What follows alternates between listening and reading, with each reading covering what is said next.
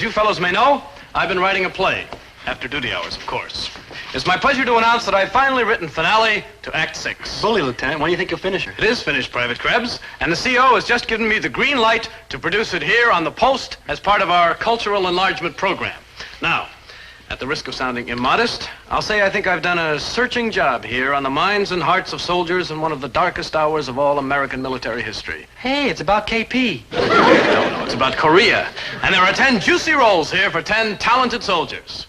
I'll come right out with it. This is the squad that can do the job. I'm looking for volunteers. Tryouts are tonight in the day room. Those of you who want to be in my play, raise your hand.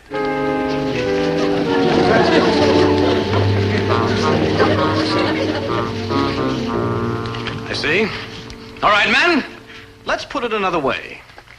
By an odd coincidence, tomorrow is the day for posting the new work assignments. Those of you who are not by that time cast in my play may indicate to the first sergeant your preferences among the following details. KP, Kolyo, gravel detail, and the rock quarry. Now, let me check just once again, gentlemen. Are there any volunteers for the cast of my play? Dobie!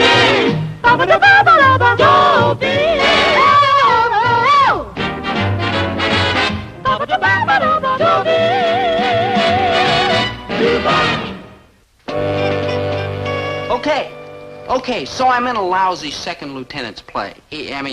I'm in a second lieutenant's lousy play. No harm in volunteering for that, you say? And I agree. After all, I was earmarked for garbage detail. And besides, all of us actors got a 2-day pass. But the pass gave me time to think. And something inside kept warning me.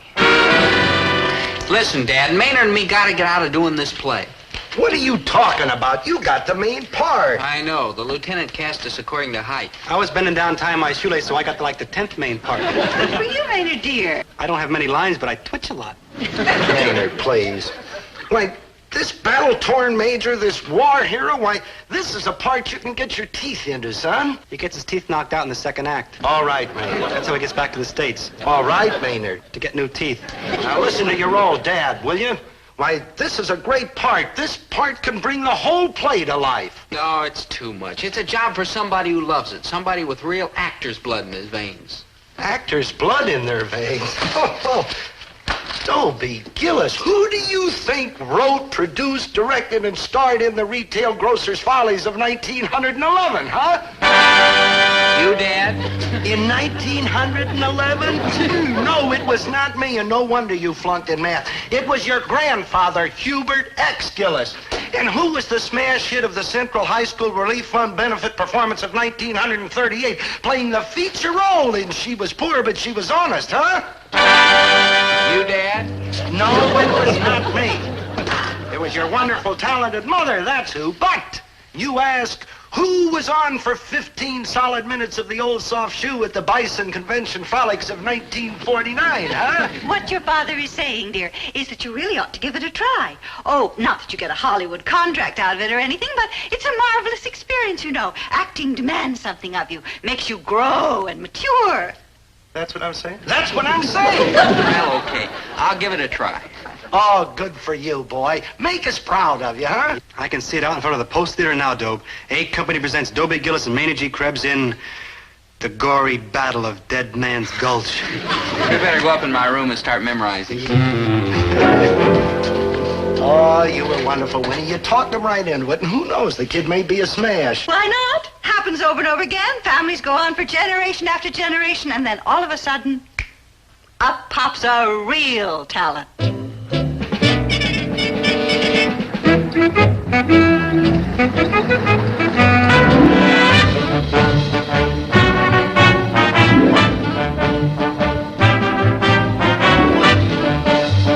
Look, this is the curtain line, the climax of the scene. Now, let me hear you read that line again, Krebs. Remember, you're exhausted, both wounded, out of ammo. The enemy barrage is stopped. And now you hear their blood-curdling screams as they charge the bunker on foot. There's no escape. Major, it does not look good. No, Krebs. More feeling, more action, more passion. Roll your eyes. Like this, sir? Splendid. All right, go on with the scene.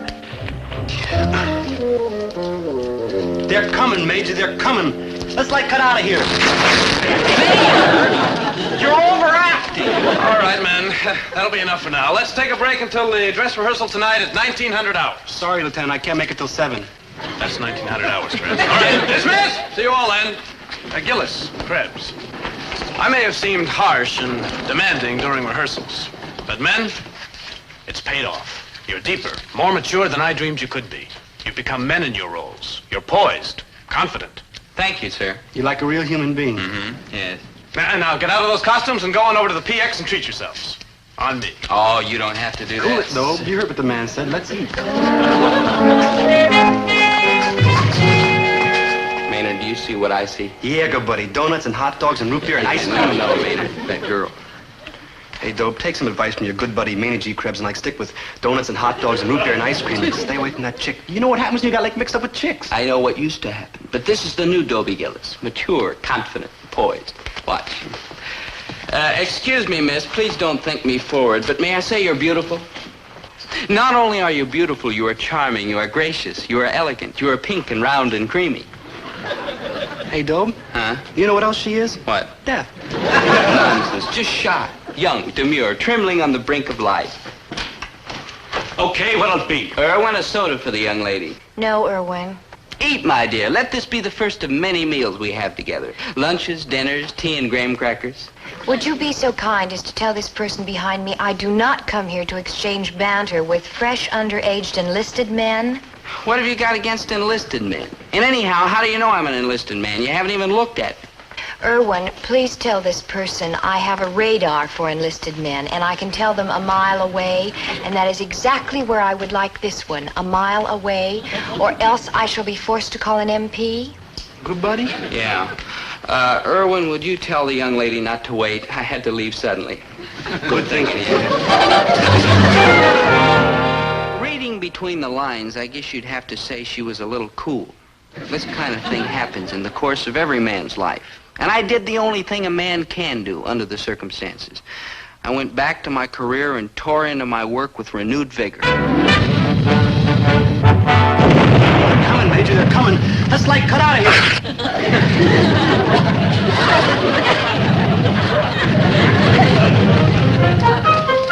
Dress rehearsal was a smash. If I do say so, the final scene where I get the Congressional Medal of Honor and say goodbye to loyal Sergeant Mooney was very moving. I agree with the President of the USA, Major. You're a real hero, and good luck on your war bond tour. I'll miss you. Oh, tut, loyal Sergeant Mooney. We've known each other too long for that. A simple will do. Well, goodbye and good luck, sir. A simple...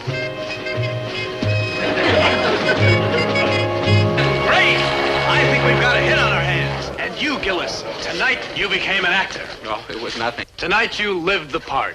You were Major Gates. Was I like Sergeant Mooney? Kind of like Sergeant Mooney, but not much. Well, gentlemen, as a reward for your fine work, you are all off duty until we open tomorrow night. Come on, Major. It's late. Come on, where, Maynard? Man, I'm in carbohydrate shock. I need an infusion of ice cream, and the PX closes in 15 minutes. All right, but wait a minute. We haven't got time to change. So who noticed? And it's better this way. What do you mean? It'll be the first time I ever outranked that soda jerk. Oh. Yeah. Oh, wait a minute. Hold it, though. You don't want to, overdress. Maynard, do you know what the lieutenant's going to do if we're a hit? He's going to book us in other camps. You know what that means in terms of good evening, my dear. Hello. You look ravishing tonight. Why, thank you. Do I know you, Major? Sure. Remember I was in here this morning. Do you know me? No, little girl, I don't believe you do. I'm Major William Gates, and this is my loyal aide. Private Maynard G. Krebs. Sergeant Maynard G. Krebs Mooney. How do you do? I'm Dorrit McCurdy. Delighted. You're new here, aren't you?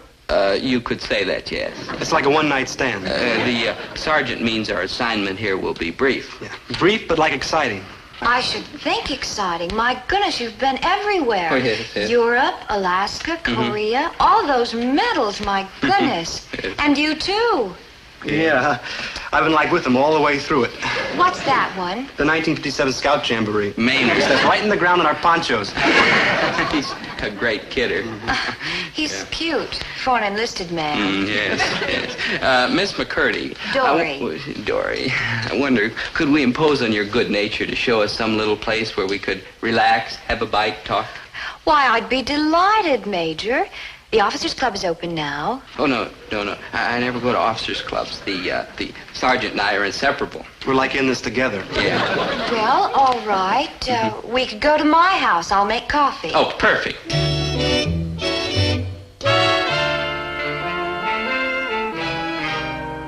2 months behind enemy lines, and you finally got your whole platoon back safely? Oh, it was nothing, really. 6 of us could still walk. My warrior. And what about you, Sergeant? Did you bag a few? No, ma'am, but I like annoyed a lot of them. Well, where did all this take place? Oh, it was long ago and half a world away. Where was it, Sergeant? Act 4, scene. Maynard. It was like right about here. On the polar ice cap? Oh, well, we were like real lost there for a while. Enough. Let's not talk about it anymore. My poor man. You rest there, and I'll go get us something to eat. Don't be away long, Dory. I'll be right back. Every moment will seem like an eternity. Like right, we're like starved. Come on, Major, now's our chance to cut out. What's wrong with you? You want to leave before you eat?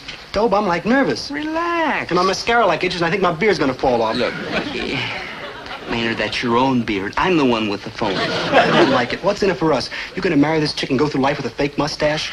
Look, we're on a secret mission, right? So we disappear and I'll write to her from distant places. Now relax and enjoy yourself.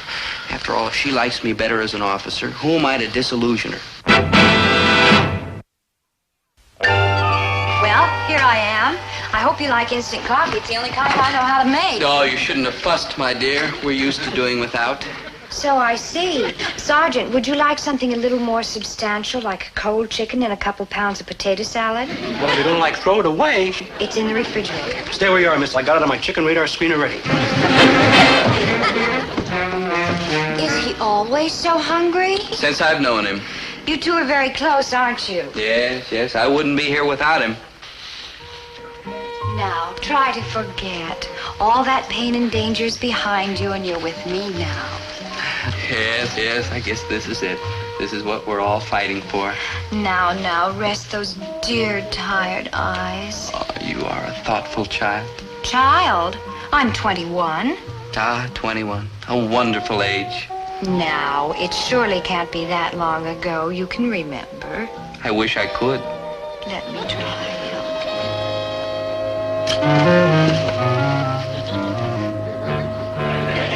Dory, who's that with you?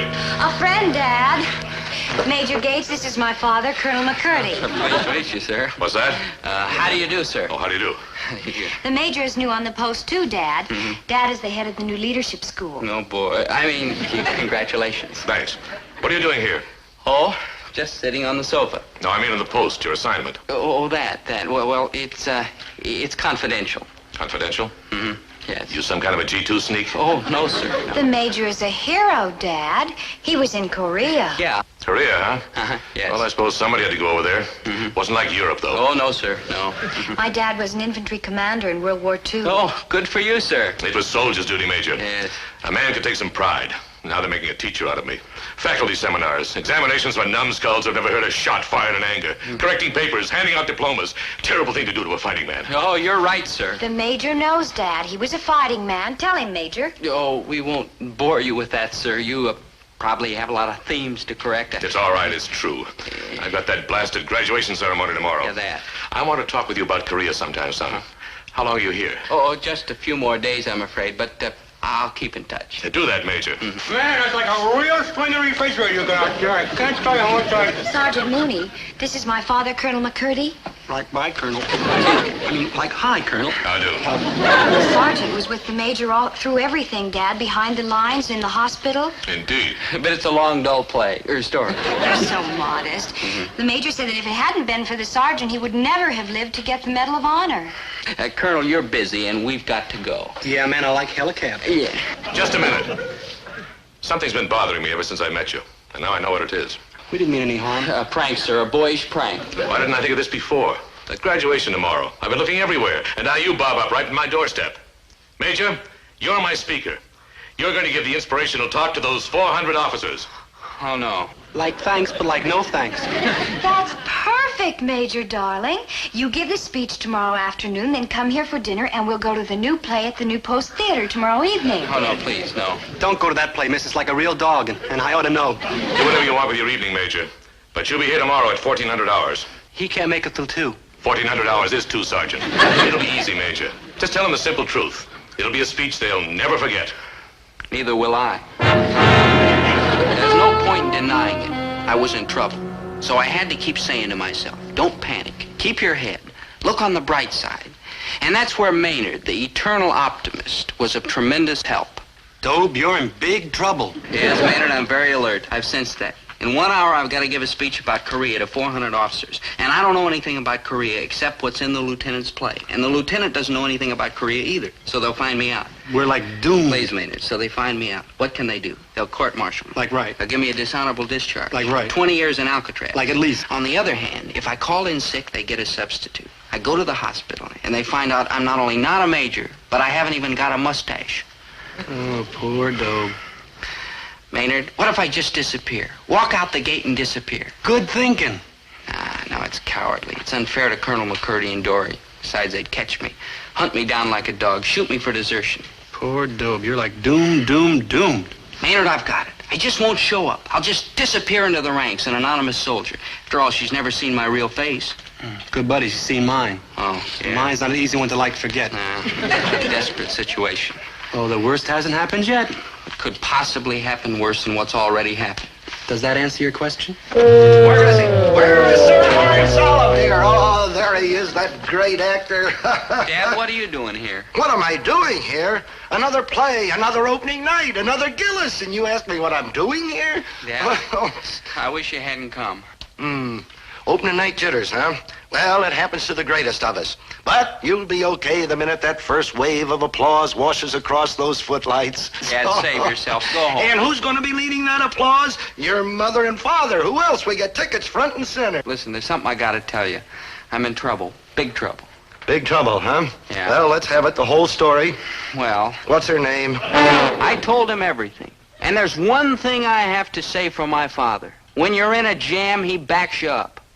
All things considered, he was very understanding. You stupid stoop! Do you realize you can be court-martialed for this?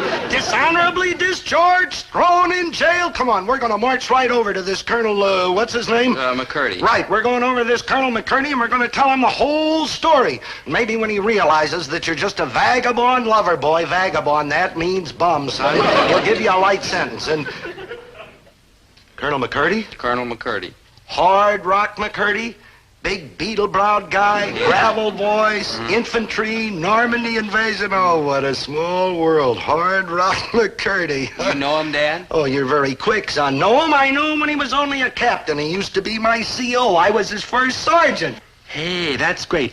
He wouldn't put your son in jail, would he? Or your son's good buddy? Look, this part you play, this wounded war hero, see? Yeah. It might work. What might work? Never mind.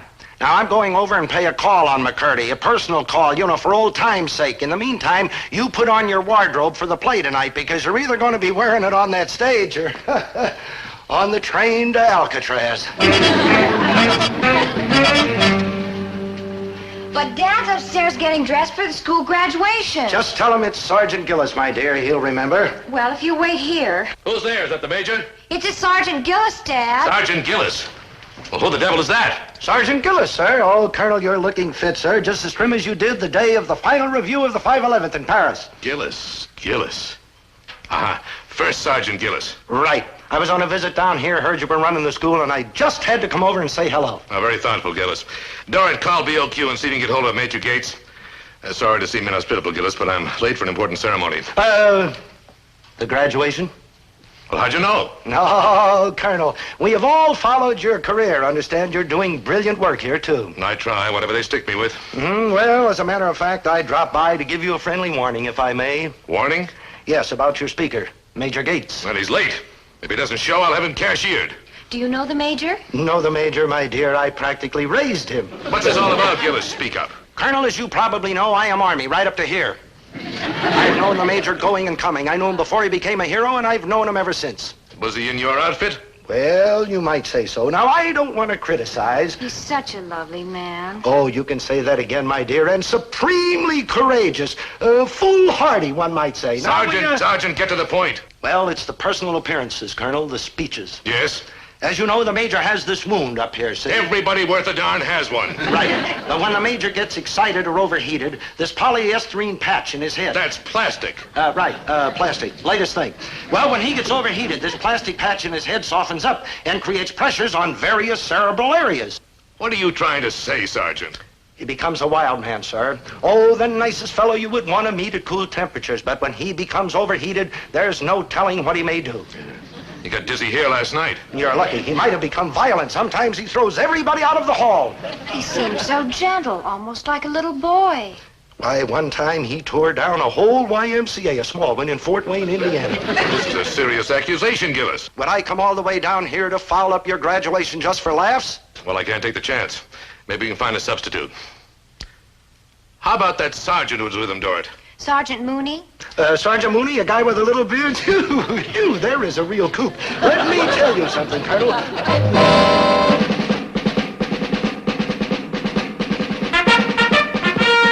Goodbye and good luck, sir. And a simple...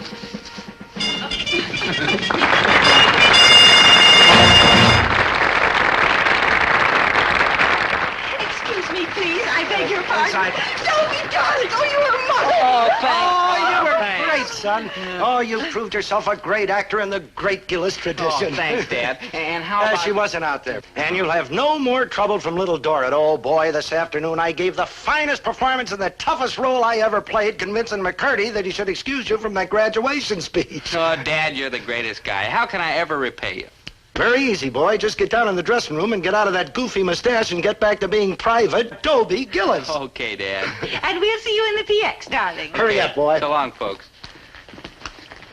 Hey, Dobe, Yeah? like trouble. Like where? Like there. Congratulations on your performance, Private Gillis. Thank you, sir. Thank you. You know Colonel McCurdy, of course. Oh, yes, sir. Excellent performance, Gillis. Very impressive. For the second time in 2 days. I don't suppose I can apologize, sir. That won't be necessary. I'm humane and not so gullible as you and that father of yours might suppose. It's all my fault, sir. I got to remembering, Private. It all seemed quite plausible until I recalled the record of First Sergeant Gillis. Snowjob Gillis, as he was known throughout the division. Snowjob's wanting reports for some of the richest, most imaginative fiction I've read since Alice in Wonderland. You've obviously inherited his talent. Lieutenant, I'm grateful I've avoided embarrassment throughout the command. I leave the punishment of this man up to you. Private Gillis, in hut, left, hit.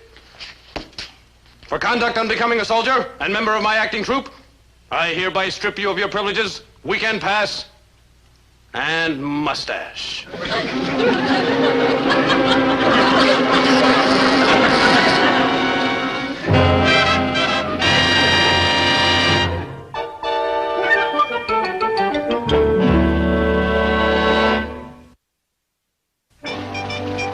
To us theater folks, the most stirring words in the English language are, the show must go on.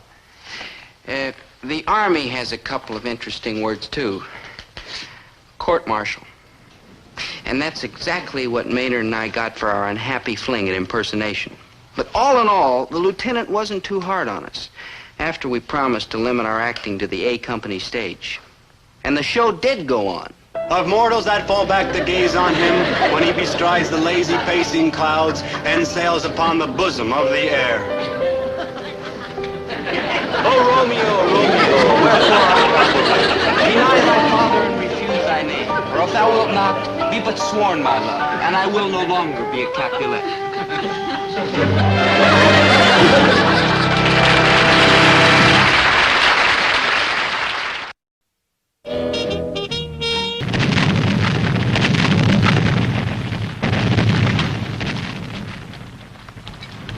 That is dark. I want to go home. Hey, chicken. 2 years of mud and blood and guns, guns, guns! I tell you, I'm homesick. Remember, chickens, you're a soldier. I'm just a kid. A kid with a gun a million miles from home. Well, I got a right to live!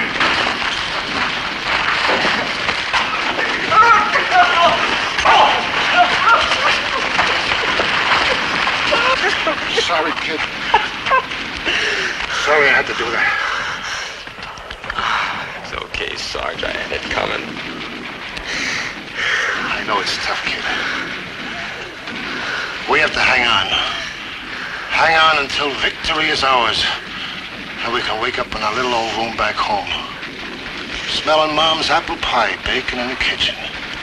Go out to the ballpark and root for our favorite team. And walk down Main Street with that little old girl who's waiting there for us.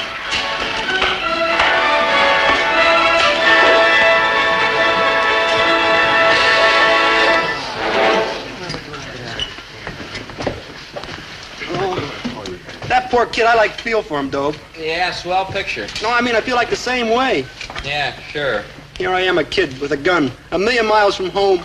Maynard, we're 2 hours from home on the bus. I know, and that's where I want to be. Home. Smelling Mom's apple pie bacon in the kitchen, rooting for my favorite team, walking down Main Street with a little old gal who's waiting for me there. Maynard, you never eat apple pie, you never go to a ball game, and you haven't got a little old gal waiting for you. And I never will unless I get home. I gotta get home, Dobe. I just gotta. Dobie! Ba-ba-da-ba-ba-da-ba. Dobie! Ba-ba-da-ba-ba-da-ba. Dobie!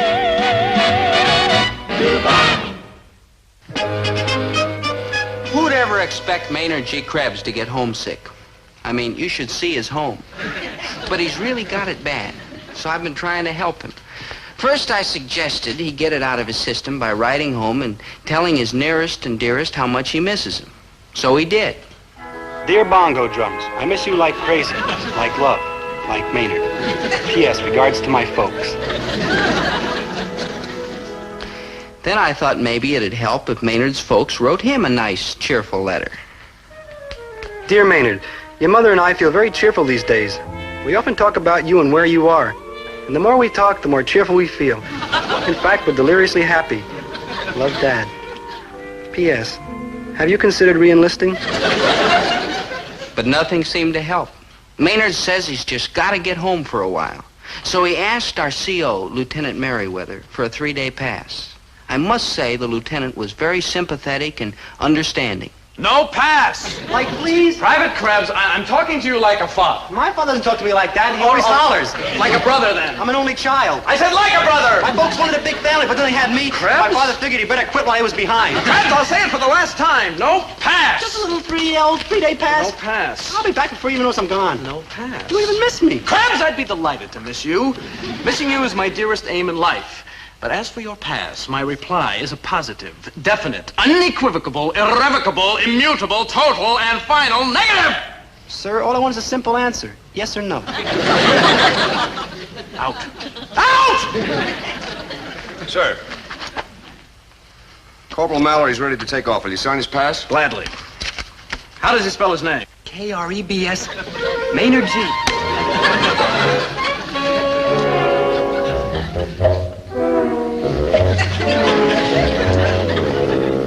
The United States Army is a fine democratic institution. And when a soldier like Maynard G. Krebs feels that he has justice on his side, he can appeal any decision that he considers unfair. He can appeal to a superior officer, and if that doesn't satisfy him, he can go to a still more superior officer. And if that doesn't satisfy him, he can go to an even still more superior officer. My friend Maynard G. Krebs, being a man of direct action, decided to eliminate the middleman. He went right to the top. No pass. I tell you, I've had it, Dobe. I'm gonna bust out. That's foolish talk, Maynard. Honest, Dobe, one of these days I'm just gonna take off and go under the hill. Maynard, it's called going over the hill, and you'll do no such thing. But I miss home so much. Maynard, calm down and eat your stew. Even the stew makes me homesick. The stew makes you homesick? Yeah. Maynard, this is terrible stew. I can hardly eat it. I know. It's just like my mom used to make.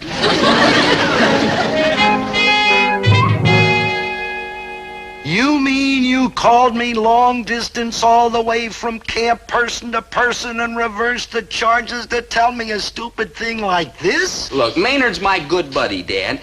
He's so homesick that I'm afraid he's going to do something desperate. I gotta help him. I just can't let him down. Well, I can, and I certainly am not going to drive any 100 miles just to bring him his bongo drums. And his hi-fi and his recorder and maybe 50 jazz albums. That's all I'm asking. Dobie, have you been parading around in the sun without a hat? I'm fine, Dad, but Maynard isn't. Why, he's so homesick he could go AWOL any minute. This'll be a break for our side. Dad, you were a soldier. Weren't you ever homesick? Sure I was, lots of times. Oh, there I was, a kid with a gun, 1,000,000 miles from home. And I could picture your mother a-waiting for me in our little old house with the white picket fence. And I could smell those good old apple pies a-baking in the oven. Dad, there's no picket fence. You lived over the store, and you never eat apple pie. Stop quibbling. But you do know how it is, don't you, Dad? This makes me a bigger nut than he is, but okay, I'll do it. Thanks, Dad. Goodbye. Bye, son.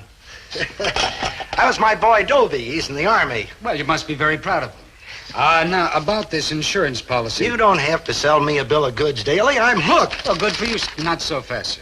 Well, just show me where to sign. Bill, before we can write a policy like this, we require physical examination. Physical exam? I'm hard as a rock. Well, I'm sure you are, sir. And just as soon as our doctor gets a chance... Doctors? Who needs a doctor? Why, I'm strong as a bull. It's just a routine examination, Mr. Gillis. And after all, at your time of life... My time of life? What are you talking... Listen, boy. Hey, watch this.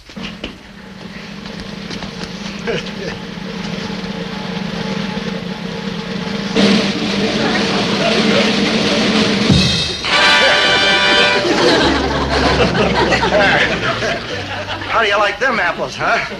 Well, let's just forget about this physical examination stuff and sign the policy. I'm sorry, Mr. Gillis, but our company insists on a physical examination. I just told you, I'm strong as a bull, sound as a dollar, hard as a rock. Hello, dear. Hello, Mr. Daly. Hello, Miss Gillis. Is the Osborne order filled yet? Yeah, that's it right there. Oh, good, because I want to put in this pound of butter.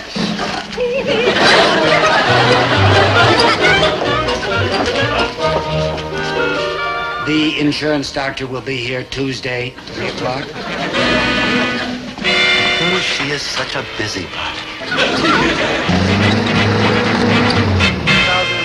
10,001, 10,002, 10,003, 10,000. Maynard, I know I'll be sorry I asked, but what are you doing with all those spuds? Occupational therapy. Occupational therapy? To keep my mind off being homesick. I was right. I am sorry I asked. It was the lieutenant's idea. He's all heart, ain't he? Maynard, forget the potatoes. Look. Hi, Dad. Hi, Dobie. Mr. Hi, Key, what are you Maynard. doing here?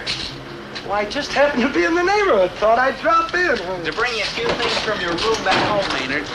Like wow. Wow, wow, wow. Like wow, wow, wow, wow, and I must be out of my cotton-picking mind. Look in my room, my very own old room, just like I left it. Yeah, it was easier than trying to find anything. Dad, you're a great human being. Oh, hello, little bongo drums. Like hi, little old guitar. Oh, greeting souvenir of happy hours at Patsy's Pizzeria. Maynard, don't be maudlin. Hey, and here's my little old bed. It's gonna be kind of hard to sleep in. I'll keep like falling out. Maynard, I put it that way just so I could get it down here. Home. Home at last. How do you feel, good buddy? Like awful. What's wrong? Did Dad forget something? No, your dad's a great human being. He brought me everything I own, everything that spells home and happy hearts to me. So? So now I'm more homesick than I was before. Ever read a book called Moby Dick? It's about this kooky sea captain named Ahab who goes wigged for a big white whale. He just can't relax till he harpoons it. Well, that's how it is with Maynard about getting a pass home. He'll stop at nothing. He'll do anything for it. Even work. Be it ever so like humble, there's no place like home.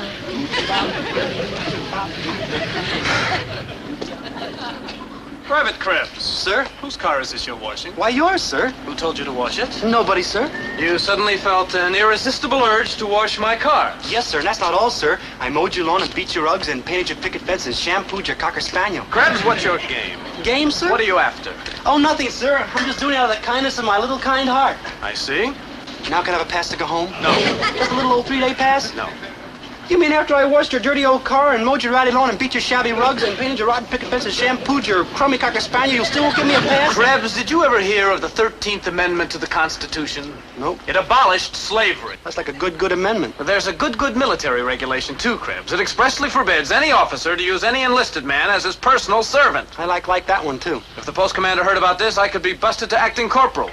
They could ship me back to ROTC. Just for having a clean cocker spaniel? Out, Krebs, out of my sight. Private Krebs? Sir? Come back here. You must want to get home pretty badly. Oh, I do, sir. I mean, here I am, a kid with a gun, 1,000,000 miles from home. Exactly what does going home mean to you? Waking up to the smell of Mom's apple pie, a bacon in the oven, going out to the ballpark to root for my favorite team, walking down Main Street with a little old gal who's waiting for me there. Krebs, I'm a fool to do it, but you've got your pass, son. I have? Oh, thank you, sir. Oh, thank you, sir. Krebs, I want no unmanly display of gratitude. Thank you, sir. Thank you, sir. There is a bus leaving the post in exactly 10 minutes. If you are not on it, I can guarantee that I will suddenly have a return of sanity and revoke your pass. Yes, sir. Like, bless you, sir. You have exactly 9 minutes and 50 seconds. Krebs? Krebs?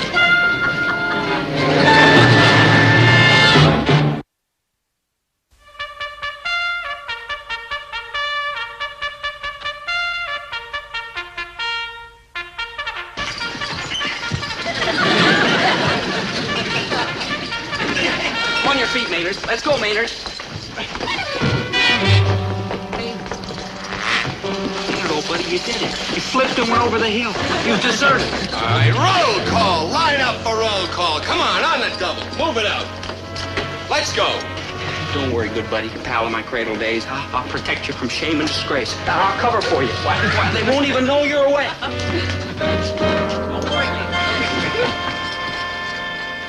All right, James.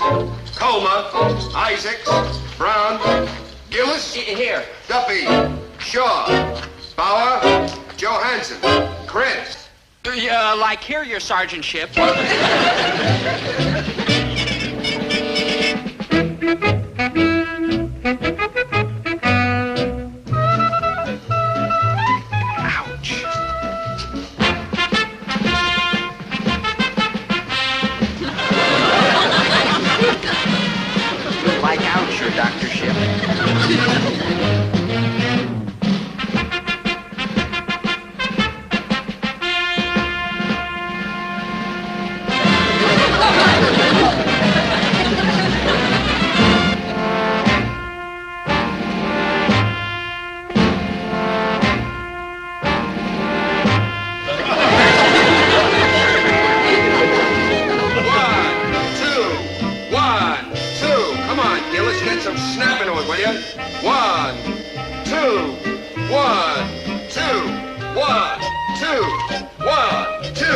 Attaboy, Krebs. You're beginning to look like a soldier. 1, 2,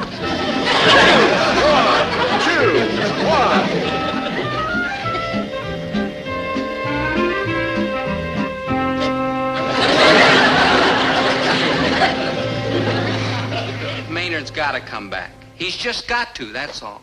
I'm just not healthy enough to have a buddy who's AWOL. But who's going to talk sense to him? Make him see the error of his ways. There's only one man in this outfit who can do it. Somehow I've got to get a pass. Get off the post. Find Maynard and save him before it's too late. I'm very sorry to hear that, Gillis. Oh, thank you, sir. Your father must be in pretty bad shape if they sent for you. Oh, he's sinking fast, sir. Do the doctors know what's wrong? Yeah, it's a mysterious ailment, unknown to medical science. Well, of course you can have emergency leave. At a time like this, your place is at his bedside. Oh, thank you, sir. If there's anything I can do, Gillis. Oh, you've done all you can, sir. Now it's up to me. Boy, is it up to me. I want to place a long-distance call to the Red Cross office. Right. Red Cross office, Mr. Mims speaking. Mr. Mims, this is Lieutenant Merriweather. I've just given an emergency pass to one of my boys, Private Dobie Gillis. His father is desperately ill. I wonder if you'd have one of your people look in on him. Certainly, Lieutenant. I'll do it myself. Thank you, Mr. Mims. I'm sure Private Gillis will appreciate it.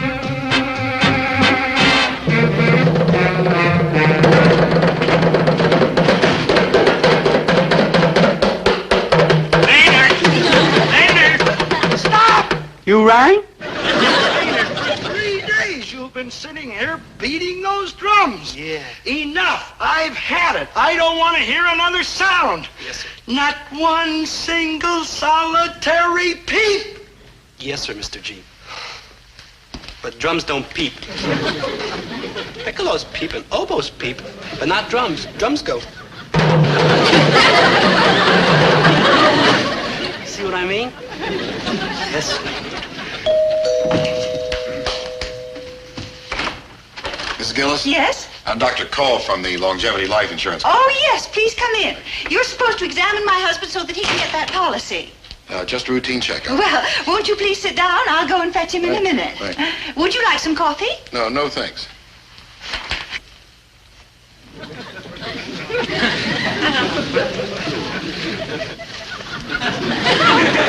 Stop. I'm just like pretending. Well, just like stop pretending, too. My golly. Like golly, why don't you go home, Maynard? Sir? Look, you came home from camp because you were homesick, didn't you? Well, go home. I did, but my folks threw me out. Then I went to the good old high school and the good old sweet shop and the good old record store, and they all threw me out. And now you're trying to throw me out. Gee, Mr. G, it's just like the good old days. Maynard, can't you find some other place in town that you like that won't throw you out? No place I like your friendly little cheerful grocery store. Oh, very touching. I wouldn't trade it for a marble palace. Well, I would. Let the rest of the world call it seedy and shabby and run down The and rest beat up. of what were? But not I. The moment I walk in the door, I can hear the cans on the shelf and the vegetables in the bin and the meat in the rack all saying, "Welcome home, Maynard." Maynard, I'm sure that when you walk in the door, you can hear the cans on the shelves and the vegetables in the bin and the meat on the rack saying, "Welcome home, Maynard." But speaking for myself...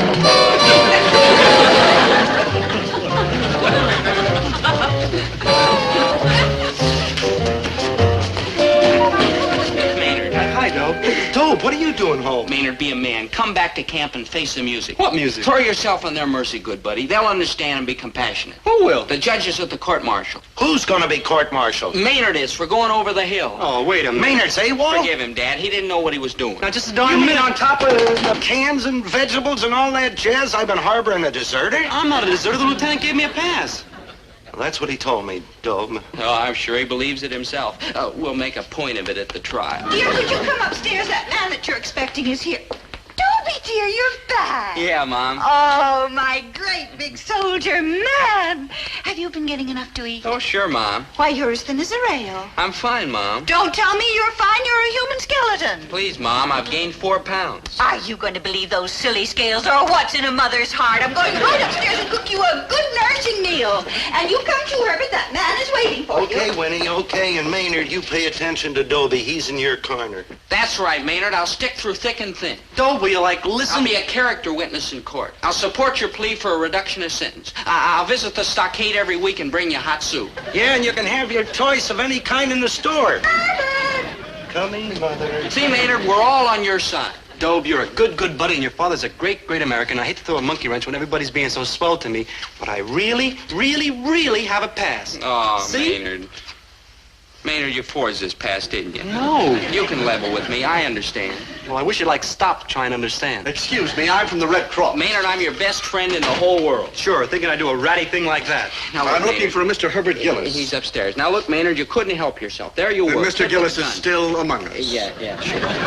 Don't look at me like that, Maynard. I'm your good buddy. Some good buddy calling me a deserter and a forger. Me, Maynard G. Krebs, boy patriot. Look, I didn't say that. Well, I'm glad to know what you think of me, ex-good buddy. Maynard, look. That's not what I said. Like goodbye forever, or even longer. Maynard! Would it be possible for me to see him? See who? Herbert Gillis. You want to see my dad? Oh, poor lad, I can imagine what you're going through. Yeah. Who shall I say is calling? Well, my name is Mims. I'm from the Red Cross. Red Cross. Well, Dad usually contributes through his Oh, Legion I'm not post. here for a contribution. Oh? At a time like this, heaven forbid. Tell me, how is your father? Oh, just fine. Then there is hope that he may yet recover? Recover? From the what? grave illness which caused you to apply for emergency leave. In such situations, the Army always asks us to investigate. Oh, of course. It's just a routine checkup to make sure the emergency is genuine. It's genuine, all right. I mean, if there ever was a genuine emergency, this is it. That's it, Mr. Gillis. Well, am I all right, Doc? Considering your age, guess you're not too decrepit. Decrepit, I'm sturdy as an ox. Middle-aged docs. All right, do I get the insurance or don't I? Well, you're not the most hopeless risk I've ever seen. I just told you I'm sturdy as an ox. I could just get washed up. Oh, yeah. Well, right through here. That's it. Sturdy as an ox. Dad, lie down on the couch. Don't ask any questions, Dad. Just lie down. What's gotten into you, There's boy? a man here from the Red Cross. Well, I always give through my Legion No, post. Dad. He's here to find out if you're as sick as I said you were. You told him I was To sick? get emergency leave. I had to get home to talk to Maynard. I know, but I just... Don't argue. You want to be bringing hot soup to both of us?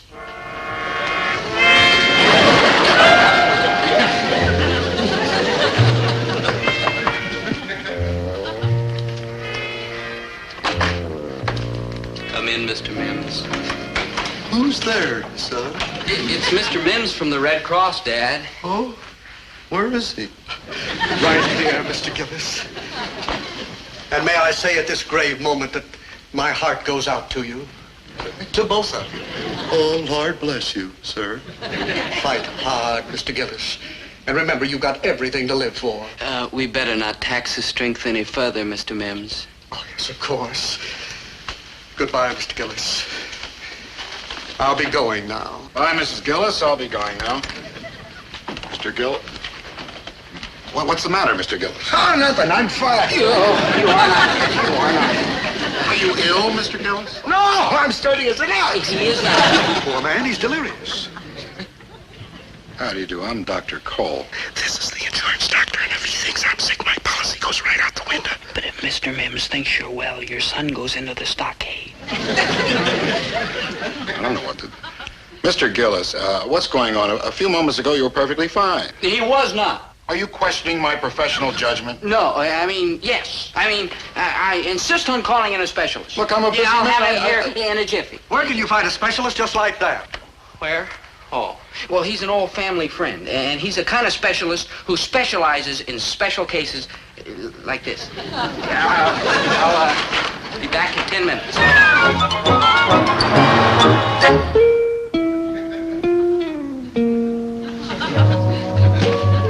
Come in, Dr. Distelfink.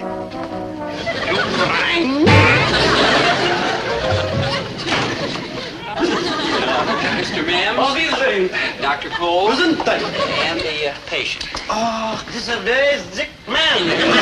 Here's the patient, Doctor. Oh, him too. Yeah. Herbert, dear, what did Dr. Cole... Why, who are you? Why, Herbert, what are you lying down for? It's all right, Mom. Why, Maynard, what are you doing in that outlandish outfit? Mom, this is Dr. Distelfink of Vienna. Oh, Dobie, stop teasing your mother. I can recognize Maynard G. Krebs even in that silly old beard. Here's my insurance. My aching back.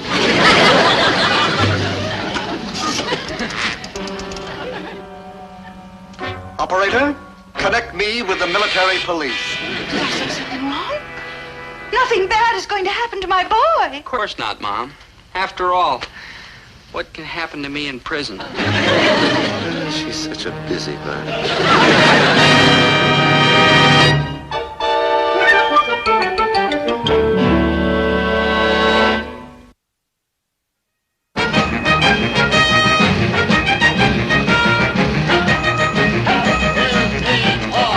Poor fellas. Yeah, That could be us. like 20 years. We're lucky we've got such a kind, warm-hearted, understanding CO. Lieutenant Merriweather is like all heart. Yeah.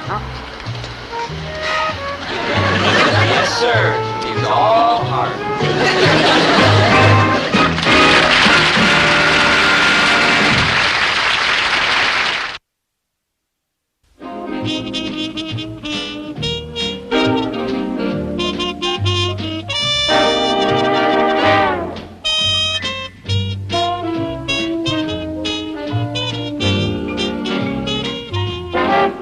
Dobie, once a gal was dreamy, Dobie.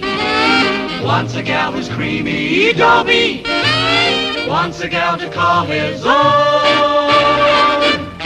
Is she blonde? Is she tall? Is she dark? Is she small? Is she any kind of dreamer at all? No matter, he's hers and hers alone. 'Cause Dobie has to have a girl to call his own.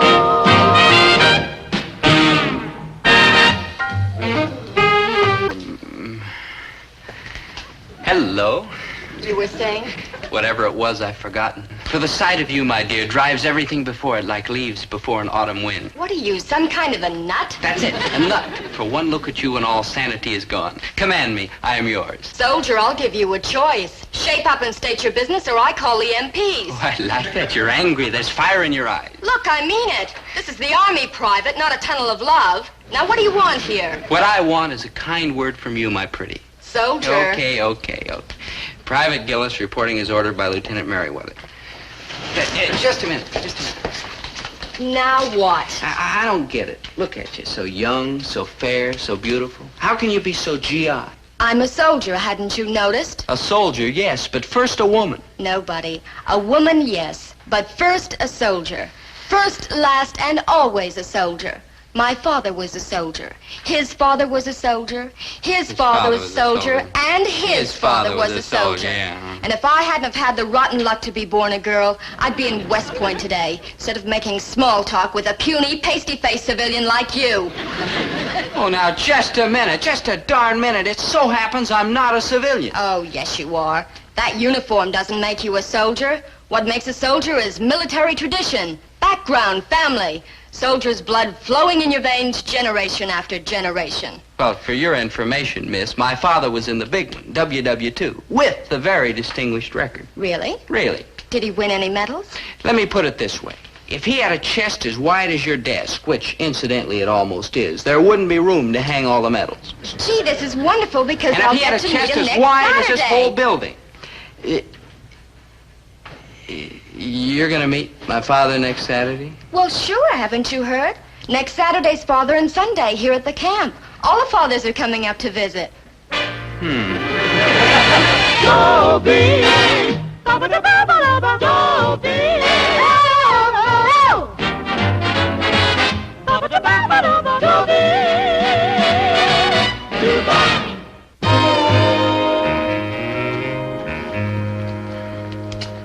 That was a big lie I told that pretty whack about my father being a war hero and winning all those medals. That was a plain, downright lie. But I ask you to believe something. I'm not a liar. I'm an honest man. It's only that I get carried away sometimes, like when I see a pretty girl.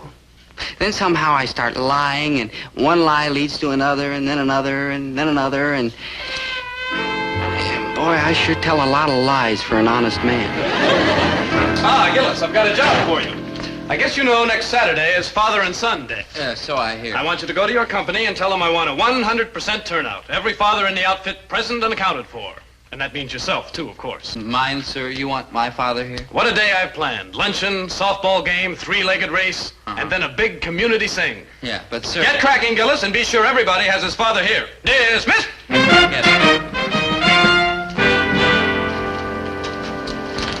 Yes. Sir, my father can't make it. And why, pray tell, should your father be among the missing? That's it, sir. That's it. He's missing. Oh, you poor thing. What are you saying, Private Turner? Sir, his father was in the big one, WW2. I guess he won just about every decoration there was. Didn't he, Private Gillis? Well, not everyone. You mean he's missing in action? I'm afraid so, sir. Gillis, son, I'm not the kind of man to take excuses. But in this case, I'm going to make an exception, if he's missing in action. Yeah, but sir, my father isn't... Dead? Of course he isn't, Gillis. You just hang on to that idea. Somewhere, somehow, your father's trying to get back to you. Yeah, but Where there's life, there's hope, Gillis. And Gillis, I want you to be there at Father and Son Day, even if your father can't. All right, so I told a rotten lie. I mean, it was unforgivable telling Marcia my poor father was missing in action when all the time he was peacefully, quietly taking care of his peaceful, quiet grocery store. Not tomorrow. I want this cash register fixed today. What kind of service is this anyway? I know it's 25 years old, but why isn't it working? I'm 45. I'm still working. Now I want it fixed today. Now. My poor, quiet, peaceful father. And I had to go tell a rotten lie about him. Why? Because I'm a rotten liar. You want another reason? I'll show you. Poor baby. Poor darling. Yeah, now the other side. Of course, my dear. Dobie, wouldn't it help to talk about it? About your poor father missing in action? Marcia, I've asked you not to mention it. It's just too painful. Of course, Dobie. Forgive me. Now, both at once. Yes, dear. Like, hi, Dobe. Like, hi, girl. What's the matter, Dobe? Don't you feel well? Oh, hi, Maynard. Marcia, I'd like you to meet my good friend Maynard G. Krebs, Private Turner. Like, hi. Hey, Dobe, heard from your father lately? And you call yourself a friend of Dobie's? How can you be so unfeeling speaking about a gruesome thing like that? Like Dobie's father? Yes. Gruesome? Well, what would you call it? Gruesome. Don't you think an apology's in order? You're like right, girl. Dobe, I'm sorry about your father. Thanks, Maynard. Thanks. Haven't you got someplace to go? Like where? Well, why don't you go play on the rifle range? Oh, I can't. I'm confined to barracks. Maynard, if you're confined to barracks, what are you doing out here? Oh, yeah, good thinking. Yeah. Good night. Hey, Dobe, you know how come I'm confined to barracks? No, Maynard. Because my rifle was dirty. Swell. Good night, Maynard. Would you like to know how I got my rifle dirty? No, Maynard. Would you? All right. Hey, you're all heart, girl.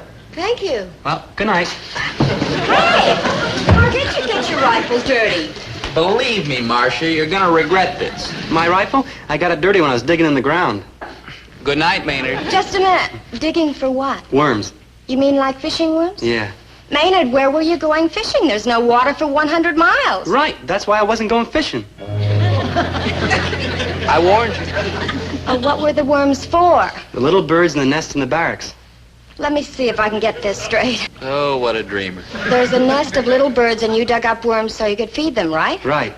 Well, that's very sweet, Maynard, but the mother bird always feeds the little ones. Oh, I don't think so, girl. They're in my foot locker. Maynard, you can't keep birds in your foot locker. Why not? I took the cat out. Any further questions?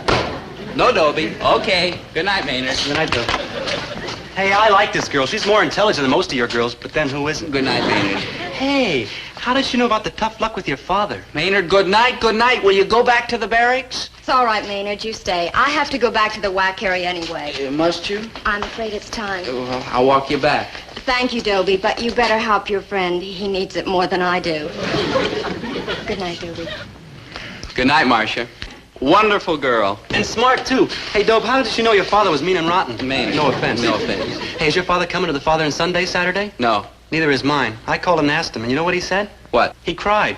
He always cries when I talk to him. Hey, Dobe, did you ever see a grown man cry? It's spooky. Sometimes when he sees me, he gets like goosebumps all over. Once he swelled up so big, they had to cut him out of his pants. Sometimes his skin twitches like when a horse is trying to get rid of flies. And once my mother left us both home alone together, and he curled up in a little ball and whimpered till she got home.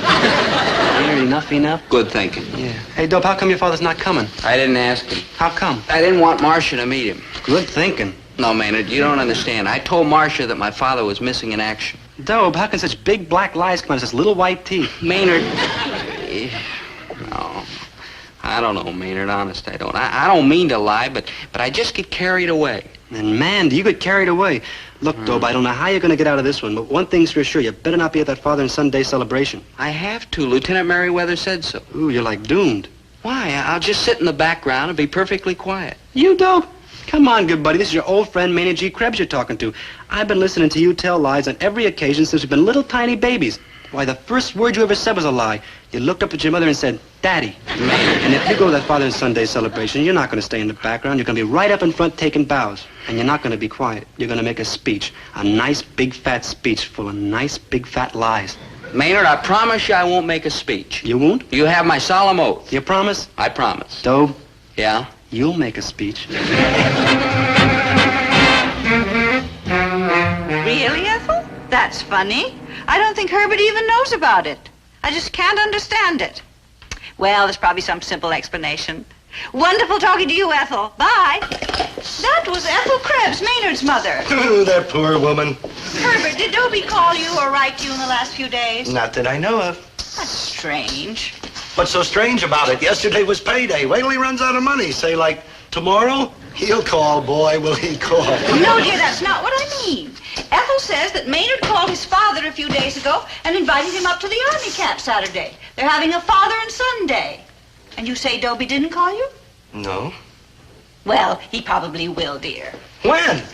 It's 4:30 p.m. Friday afternoon. He's going to call at this hour so I can be up there at camp tomorrow morning? Well, it probably slipped his mind. You know how boys are.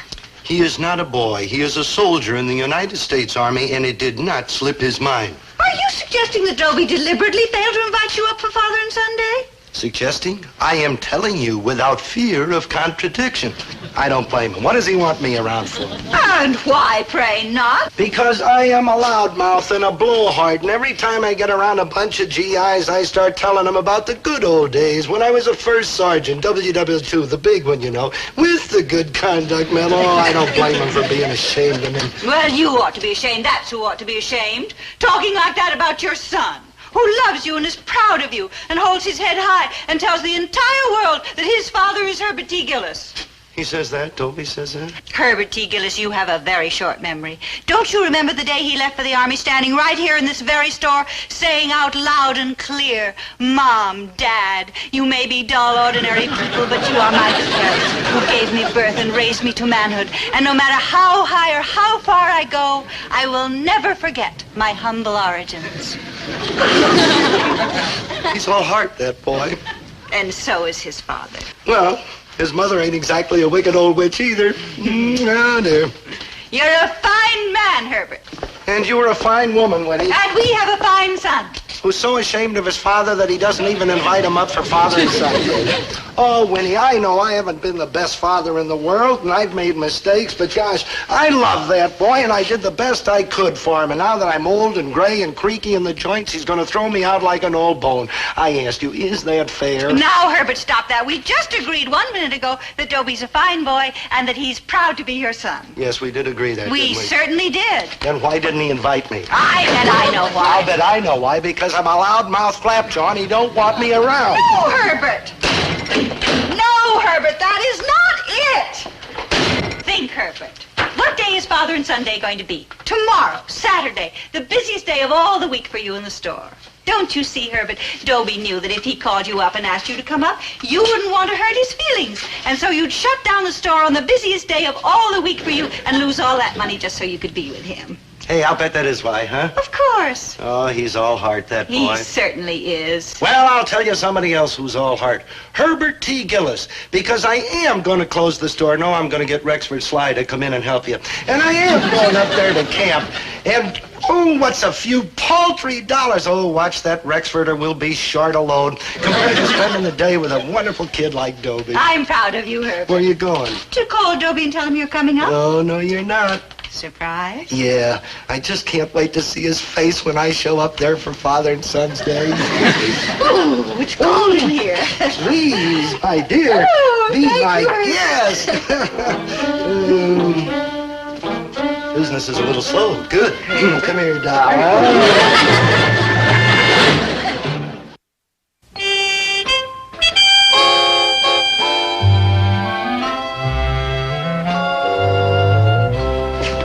Sir, it's very kind of you, but I shouldn't be here. Ridiculous, Dobie. Who has a better right? Isn't that so, sir? Absolutely. Gillis, not only are you going to attend this luncheon, but you're going to sit at the speaker's table. Oh, no. Like, oh, no. I insist. Honest, sir, I don't deserve it. You do, too. You do not. Gillis, you will sit at the speaker's table. That's an order. I won't have to speak, will I? Not if you don't want to. He don't want to. I sure don't. Can I sit up with him, Lieutenant? Of course not, Krebs. You sit with your father. He ain't here. Didn't I tell you to call him? I did, sir, personally. And? And if you were my father and I called you personally, would you be here? I like rest my case. I want to sit with my good buddy Dobie. I mean, in case he gets carried away and wants to make a speech, I could like hit him with a judo chop or something. No, Krebs. You ask him, Dobie. I'd appreciate it, sir. Of course, Gillis, if it's what you want. Fathers, sons, will you take your places, please?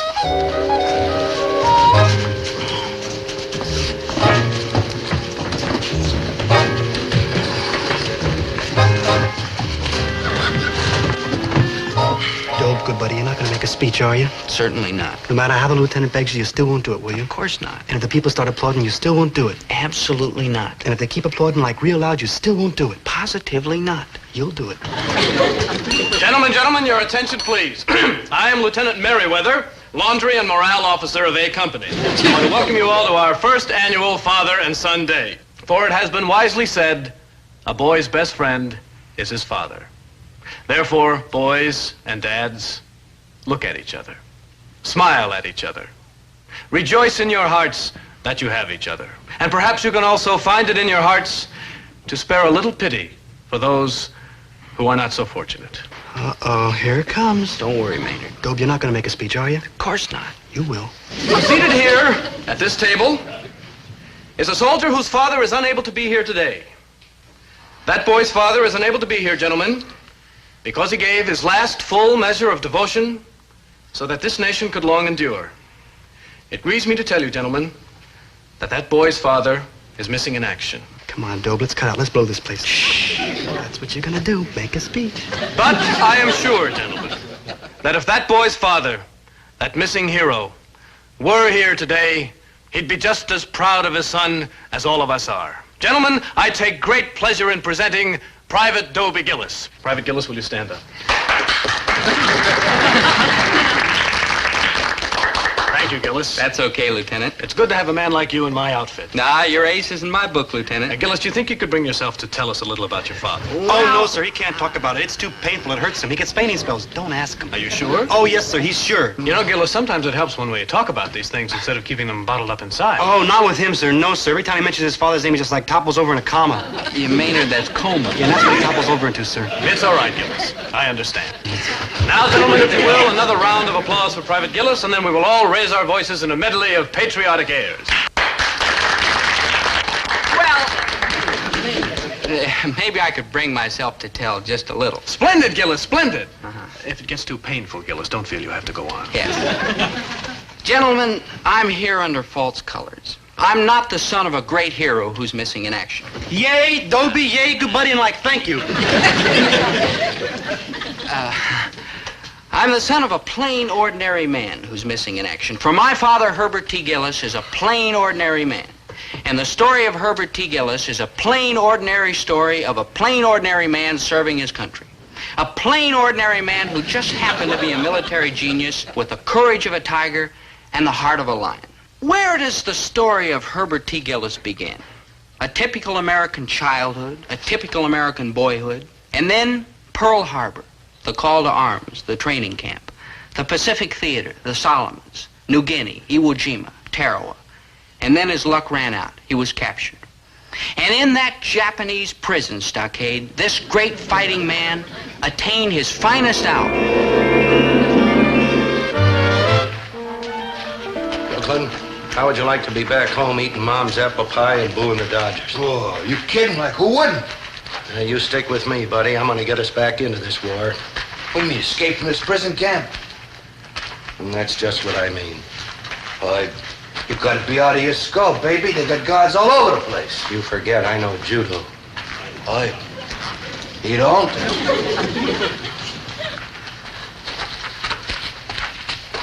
What's that? A big black belt. That's right. A big black belt. And the black belt is the highest you can go in judo. I know tricks that ain't been invented yet. I know nerve centers that are unknown to medical science. Hey, like what? Like this. How'd you do that? I reckon know how. Come on, let's get out of this wreck. Hey, buddy, you got a match?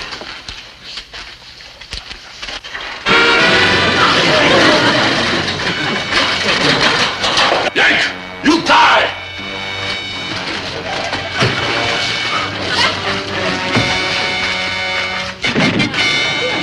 Come on, we're walking out of here. Hey, quit! I'm scared. I'm scared, too. But if we're ever going to eat taffy apples at the USO with the Andrews sisters and Francis Langford, first we got to get the bluebirds back over the white cliffs of Dover. Proud and tall, Dad marched out of that camp, followed by his faithful buddy Brooklyn. But their troubles weren't over yet, not by a long shot. Are you looking for somebody, sir? Who are you? I don't know. Let's wait and find out. But there was still an obstacle to overcome before Dad could find freedom. A great big obstacle. I don't suppose any of you here have ever heard of the bridge over the River Kwai.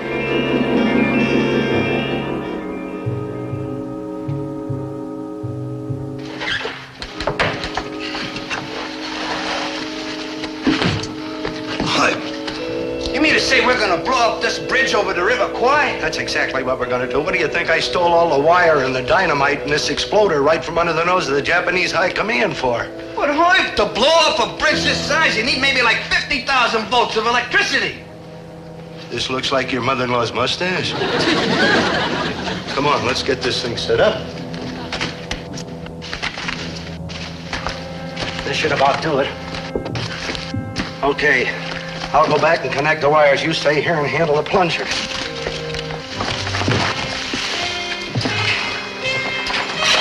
And don't get this thing any closer or we'll go up with the bridge. I got you.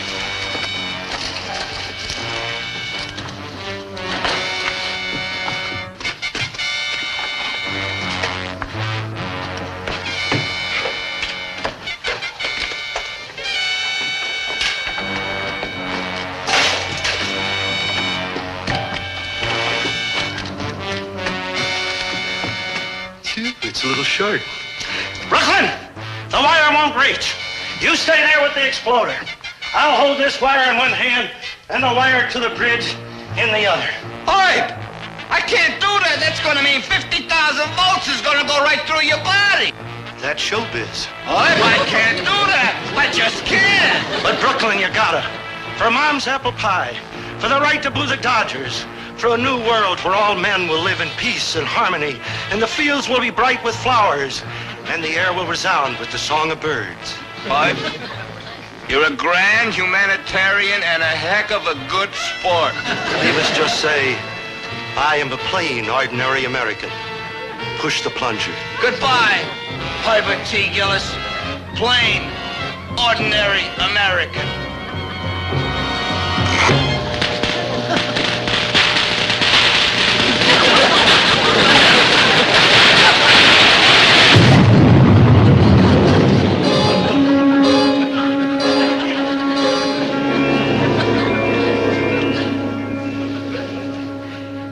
Gentlemen, is why my father, Herbert T. Gillis, a plain, ordinary man, is missing in action. Good, buddy. Good, but let's get out of here while we still can. Maynard, I can't leave. They'll be asking for autographs later. No, Dobe, I'll visit the guardhouse as often as I can.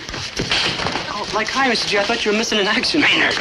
Oh, don't blow the whistle on Dobe, Mr. G. Like, please, he'll get 30 years in the guardhouse, 30 years on moldy old bread and water with little green bugs in it. Like, please, Mr. G. Relax, Maynard. What I want to know is how did Dobie ever get himself mixed up in this wild story? You know, what a stupid question. Who's the girl? You see? I see. Oh, you wouldn't squeal on Dobe, would you, Mr. G? Maynard, you were forgetting I was a first sergeant in WW2 and happen to know a thing or two about the fine points of bull slinging myself. But this time, I'm afraid the kid's outdone his old man. What are you going to do, Mr. G? Watch. Dobie! Dobie, my son, it's me, your father. They found me. I'm here. I'm not. Oh, I'm alive, and home at last. My son. Yeah, my dad. Can it be true? Is it really happening? I think it's really happening. After all these years, you found each other at my father and son day? Yes, sir, Lieutenant. Oh, for joy! For Sir, I know you must be tired after your long and perilous journey, but would you be good enough to tell us a little about it? With pleasure, sir.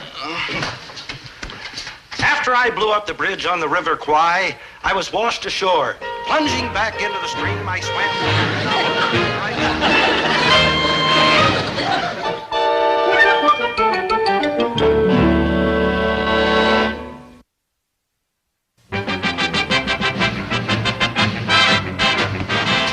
Oh, come on, Maynard. Have a heart. My fingers are killing me. No, N-O negative. I said 1,000 times. That's what I meant, 1,000 times. Now go like you promised. Is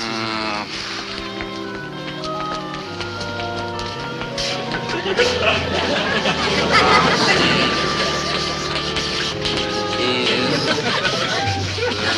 best policy.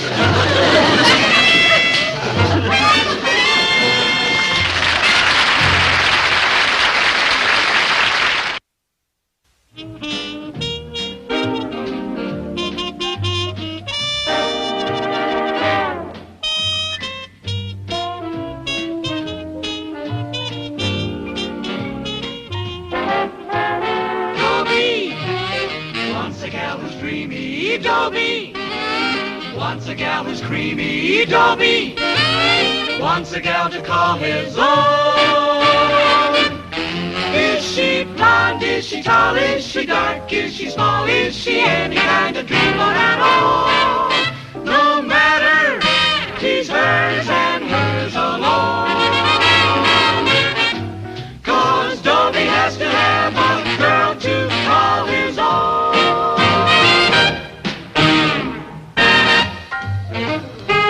Is there anything in it for me? Yeah, one letter, and I picked it up, and I'm like guarding with my life. Oh, thanks, Maynard. Yeah, I didn't want to lose it, because it smells of perfume. Probably from a chick, huh? Good, let's have it. I didn't want to take no chances on dropping it, because I know how you flip over mail from Yeah, chicks. I'm deeply grateful, Maynard. Now, give me the letter. I mean, friendly mail helps boost the morale of us cats in the armed forces. And your morale is a big hunk of booster. Yeah, fine.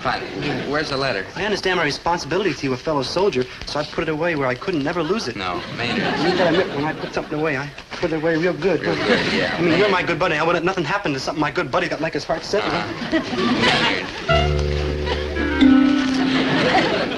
See how good I hit it? Excellent, Maynard. Captain Kidd couldn't have done better if it was buried treasure. Ah, this is great. I wonder who it's from. It's from Zelda Gilroy.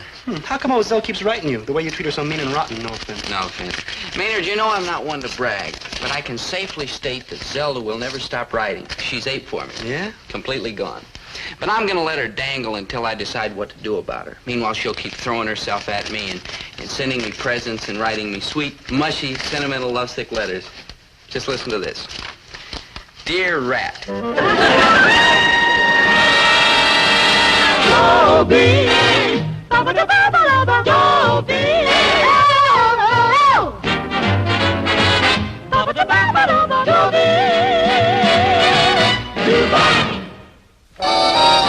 This innocent-looking document's not really a letter. It's a declaration of revolution. I mean, for years, Zelda Gilroy's been madly in love with me, my devoted slave. And now, all of a sudden, this. It's scary. Dear Rat, my name is Zelda Gilroy. Remember me, you good-for-nothing bum? Zelda Gilroy, from the homemade cookies and the hand-knitted socks and the monogram scarf. Zelda Gilroy, from the empty mailbox and the stupid, trusting heart. I'm as patriotic as the next fella, and I have no wish to be unkind to a boy in uniform. But you, Buster, are a low-down skunk. Also a miserable scoundrel and a no-good wretch. Rat, a bum, a skunk, a scoundrel, and a wretch. How come you bother with them? What's the matter, kid? Don't you recognize true love when you see it? That's love. I'd rather have my tonsils out again. You're right, Jenny. That bounder's pushed me around long enough. Atta girl's out. It's finished. Kaput. Ended. Now you're talking. Yay, You Gilroy! know what I'm gonna do when he comes crawling back to me on his knees? Toss him on his ear. Worse than that. Bash him in the teeth. Worse than that. Wow, what? I'm gonna take him back, yeah. Zell, you've been my idol ever since I moved in next door and decided you were gonna be my idol. But girl, you've gone wig. I mean wig. Just wait, child. One of these days you'll grow up and learn to suffer. Let me stop eating altogether and stop my growth. Hey, dig what's honoring us with her presence. Miss Rochelle Kinchelow. Wah-dee-da. If she stuck her nose up in the air any farther, she'd flop over backwards. Bonjour, ma chère Zelda. Hi, Rochelle. I didn't know you were back in town. Oh, just passing through on my way back to the fashionable Recherche finishing school I attend in the East. Goody. In honor of the occasion, my family is throwing a lavish party for me on Sunday night. You will attend. Gee, thanks, Rochelle. I'd love to. You're not actually a member of my social set, but since we did go to school together at one time, I feel I owe it to you. Thanks a lot. Naturally, all the girls are expected to attend with escorts, but I expect in your case we shall have to make an exception. Now, wait a minute. Unless, ma petite, you would like your father to bring you. Now, hold on. Or maybe your brother. Kick herself. Or I could arrange a blind date for you with one of my discarded beaux. Now, just a minute, Rochelle. Just a darn minute. What makes you so doggone sure I can't get my own date? Come now. Go to yourself right now, Alfonso. Zelda, mon enfant, perhaps you would rather come to the party alone. You're so used to it. Vraiment, mon petit chou. Vraiment, mon petit chou, yourself, sister. It just so happens I can get a date for myself. Of course you can. You bet I can, with an adorable, charming, devastatingly attractive fellow. Do tell. Yes, he'll take me to your party or anywhere else I want him to because, well, we're secret. secretly engaged. Oh, and what, pray tell, is the name of this si charmant garçon? Dobie Gillis, that's what his name is, and he's crazy mad in love with me. Oh? Oh. Fine. I shall look forward to meeting the lucky fellow. Who don't? Au revoir, ma vieille Zelda. Till Sunday night. With your fiancé. You bet.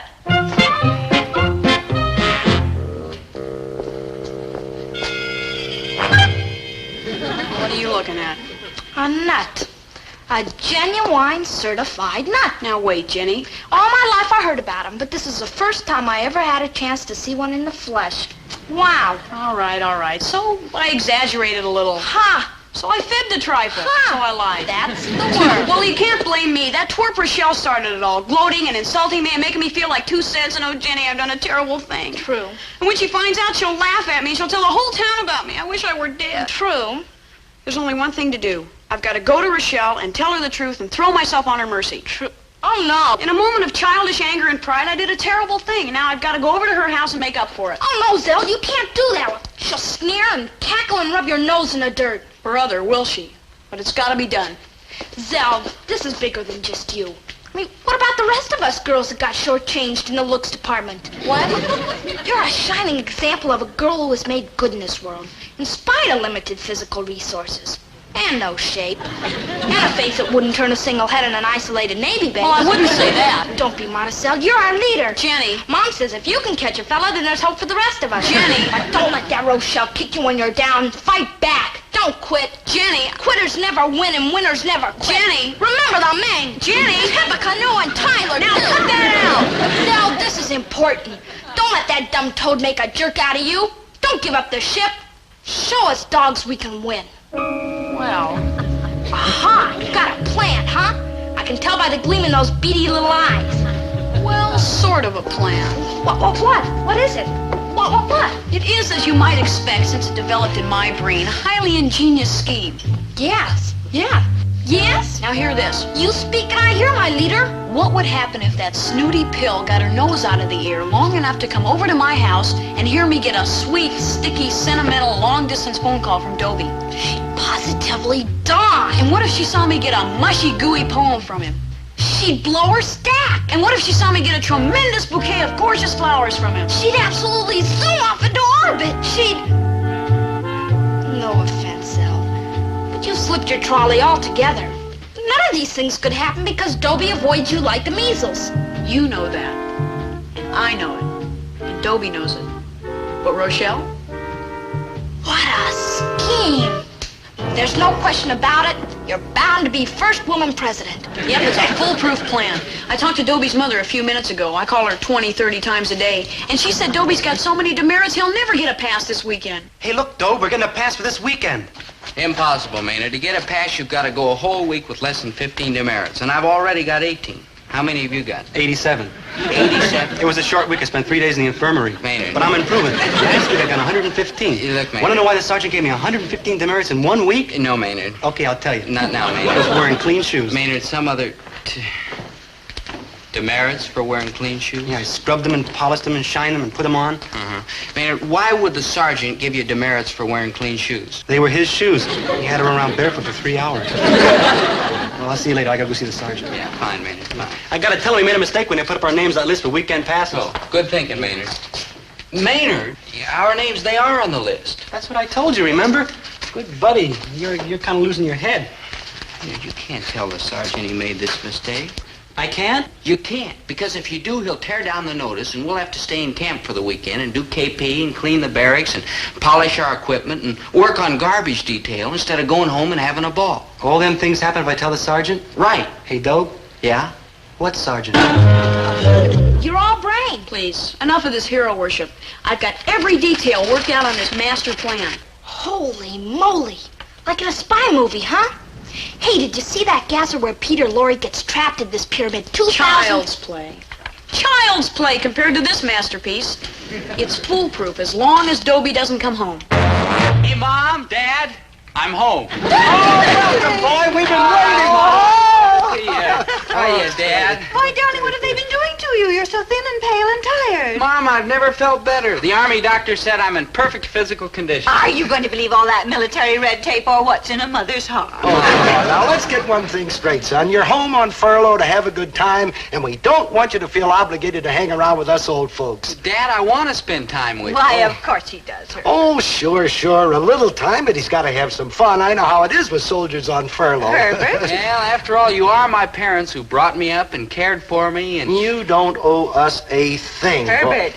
Winnie, after all, if he wants to call a girl and go dancing and have a good time, I believe the magic words were, if he wants to call a girl. For 18 years he hasn't paid any attention to me. He has to start now. Trust my petite fleur that you had good and sufficient reason for sending for me. I am très busy with my preparations for the gala soiree. I sent for you, Rochelle, because, well, I want you to hear the bad news directly from me. Do tell. Yes, Dobie just called from camp. He's on duty tomorrow night, and he can't get away to take me to your party. Quelle pity. Quelle pity. I shall miss him desperately, of course, but as we women of military heroes have declared throughout the ages, we also serve who only stand and wait. Perish forbid that I would appear to mistrust you, Zelda Monargile, but I rather expected something like this would happen. You see, he's one of their most valuable soldiers, so naturally you expected what would happen? That Dobie Gillis would turn out to be the little fiancé who wasn't there because he isn't your fiancé at all. He is too! He is not. He is too! All right, prove it. Prove it? Prove it. Some sign of your engagement. A gift, a poem, a telephone call. You were saying, my dear Rochelle? Hello. What? Long distance? Yes, put him on, please. It's Dobie calling from camp. None of your tricks. Give me that phone. Hello? Who is this? Miss Gilroy, I have a long-distance phone call from Miss Zelda Gilroy from Private Dobie Gillis. Miss Gilroy, is this Miss Gilroy? It's for you. Thank you, Rochelle, ma chère. Hello? Yes, put him on, please. Hello? Dobie, dear, is that you? Oh, it's so good to hear your voice again. Even though I talked to you only a few minutes ago when you called to tell me the terrible news that you can't get away to take me to the party thrown by my friend Rochelle, so I'll have to go alone. Because I would never go anywhere with anyone but you, Poopsie. Oh, Dobie doll, you're just awful. Now giggle again. Loud. Louder, girl. That's it. Now bat your eyelids like he told you he's gaga over you. Now blush. Now say he tells you the most adorable things. Hi, Mrs. Kenny. Say, how's old Hatchet Face going for this? Beautifully, just beautifully. Flowers. Flowers for Miss Zelda Gilroy. Flowers! My, how exciting! Yeah, the usual from Private Dobie Gillis. Dobie Pumpkin, your lovely flowers just arrived. But there are so many of them. $6 a dozen. Boy, lady, you sure picked yourself a live one. So it seems. You told me to order a dozen, so I figured 3 dozens 3 times as good. Oh, Jenny, you are the clever one. You shouldn't have done it. You really shouldn't have. Don't worry, my leader. I charged him to your father. Now thank me. Real gooey. Oh, thank you, Dobie Dumpling. You're so thoughtful and considerate and wonderful, but don't you think we've talked long enough? I mean, this long-distance call from camp must be costing a fortune. Isn't that the dreamiest? He says the music of my voice is worth more than mere money. Now stop that, Pumpkin. You're making me blush. Okay, Zell, you better hang up now. Don't overdo it. Tell me how much you love me and kiss me goodbye, baby. Okay, I'll see you next week. Bye-bye till then, my tiger. Ugh, I can hardly wait.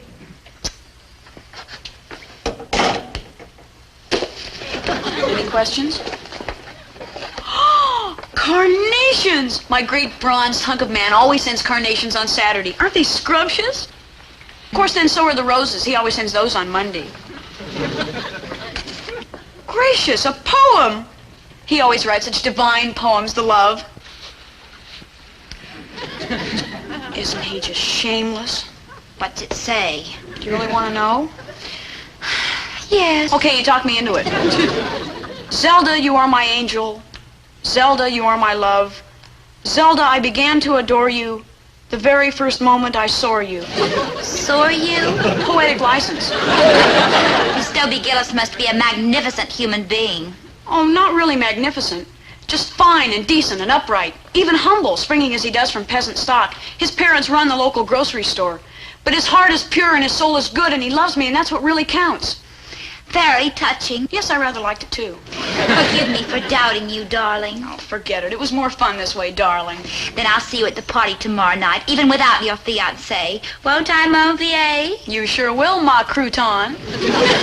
Thank you, darling. I had a lovely time. Likewise, I'm sure. Ta-ta. The old dumb tour freely got taken, huh? Like somebody hit her with a plank. The poor thing. Yeah, the poor thing.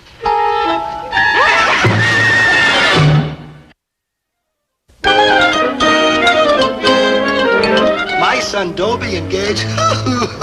Why, he couldn't afford to support our goldfish, let alone a wife. It's true, Mr. Gillis. He is engaged. You sure we're talking about the same Dobie Gillis? A nice-looking kid, not too tall, not too short, not too stout, not too bright. Winnie, this is a time for accuracy, not motherly pride. Herbert, be quiet. Dear, I'm afraid there's some mistake. Our Dobie is not engaged. Oh, positively not. He may not be the brightest kid in town, but he's certainly too smart to get caught in that trap. Herbert?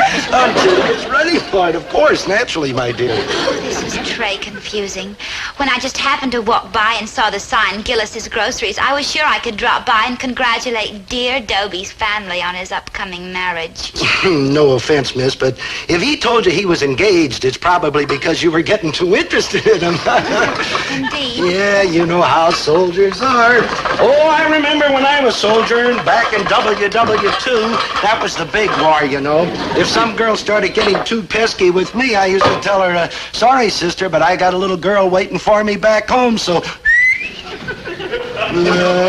this is a place of business, miss. No place to be discussing my son's private life with strangers. Oh, but I'm no stranger. I've never met Dobie. But I am a friend of Zelda Gilroy. Zelda? Oh, my, such a sweet girl. Yes, and a close friend of Dobie's, is she not? Well, not exactly close. It'll be pretty hard for them to get close. After all, when she shows up, Dobie runs like a scared rabbit.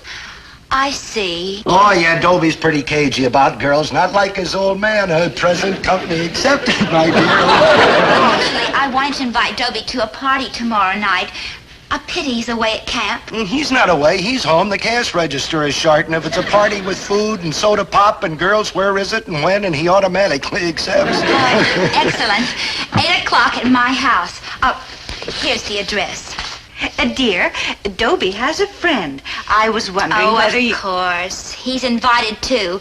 I want everybody to be in on the fun. Well, on Dobie's behalf, I thank you, Miss Kinchelow. And I'm sure that you'll enjoy meeting Dobie. Oh, more than you know. Oh, don't tell him that Zelda will be there. Oh, it'll be a surprise, huh? It certainly will. Pretty sharp head on that girl, huh? Too sharp. I'm not sure that Dobie ought to go. Hey, Dad, who was that girl who just walked out? Boy, what a knockout. Oh, she didn't look too good to me. Maynard. In fact, she was pretty funny looking. Maynard. When I see a girl like that, I laugh. Like, ha ha. But it comes out even is when girls like that see me, they laugh. Like, ha ha. Sometimes, hoo hoo. Man, we all get together, everybody's like, ha ha, and hoo hoo, and all over the place. Maynard, are you finished? Like, ha ha. Now I'm done. Would you like to try a little ho-ho? Oh. Ho-ho. Feel better? Mm-hmm. Good. Dad, about that girl, was she a customer? Well, she was shopping for you. For me? Nah. For him? Nah. Maynard, you're supposed to be on my side. Son, she wants to invite you to some kind of a swell clam bake she's giving up at her house tomorrow night. Me? Him? Maynard. Rochelle Kinchelow. That's funny. I never even heard of her. What's funny about that? I never even heard of her either. Good thinking, Maynard. Dad, I don't get it. Why'd she invite me? Well, I don't know. She probably saw you on the street, liked what she saw, found out your name, and invited you to the party. Let's face it, we're devilishly attractive, we Gillis men. Yeah, Dobie is, but what other Gillis men? Maynard. Boy, what's gotten into you? You used to be the first kid in town to latch onto an invite, and now here you are looking a gift horse in the mouth. You're right, Dad. Sure, I'll go to that party. What can I lose? Don't go, Dob. Won't be no fun. You're invited, too. Let's get there early. Attaboy, Maynard. We'll have a ball. I changed my mind. I don't want to go. Why not? Any party that invite me for a guest isn't the kind of party I want to go to.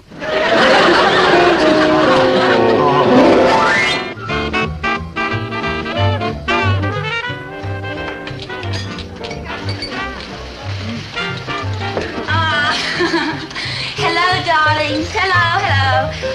Bueno, cher amigos. Before long, you'll see something you never expected to see. Just wait. The real fun starts any minute. Like right now. Zelda, my dear. Hi, Rochelle. She looks like a wonderful party. Oh, I think you'll find it interesting. People. Come here.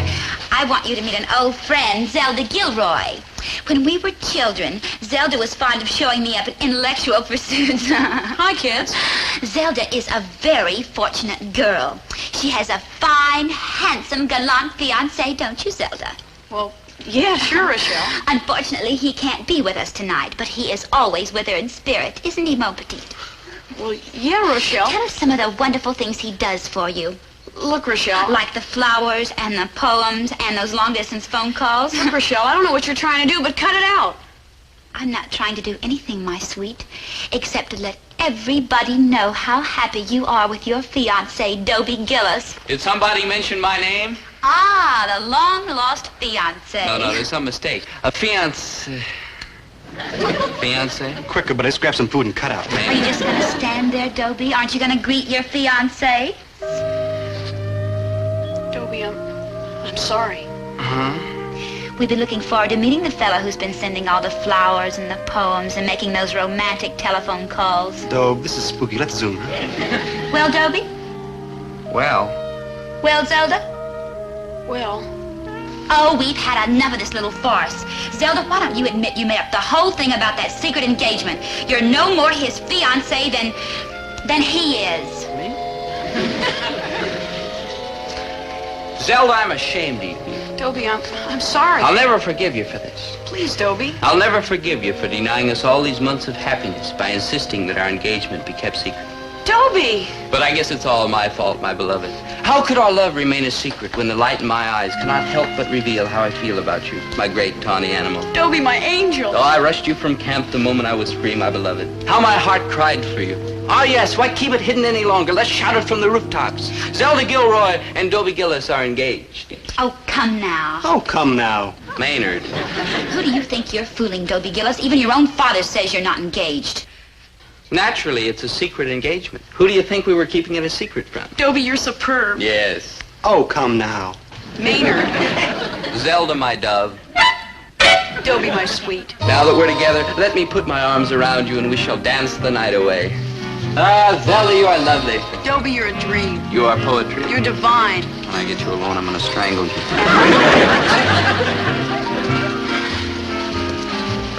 I don't feel well. You look rotten.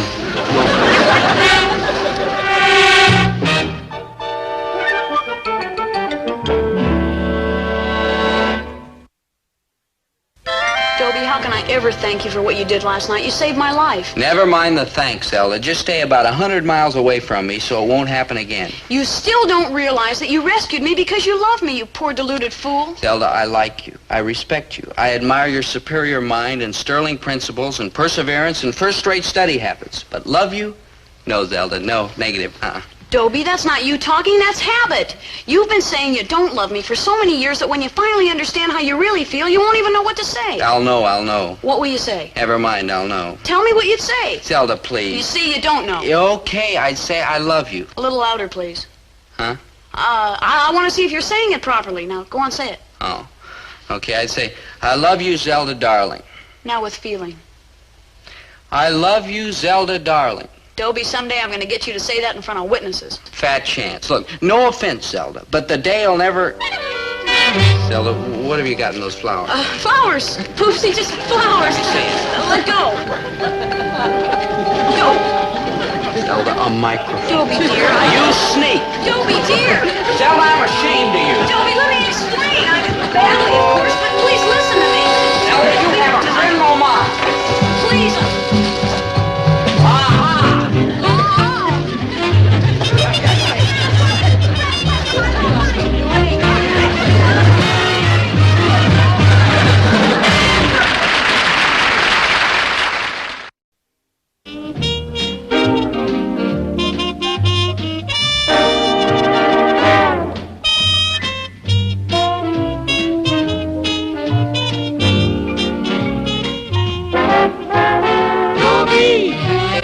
Once a gal who's dreamy, Dobie. Once a gal who's creamy, Dobie. Once a gal to call his own. Is she blonde? Is she tall? Is she dark? Is she small? Is she any kind of dreamer at all? No matter, he's hers and hers alone. 'Cause Dobie has to have a girl to call his own.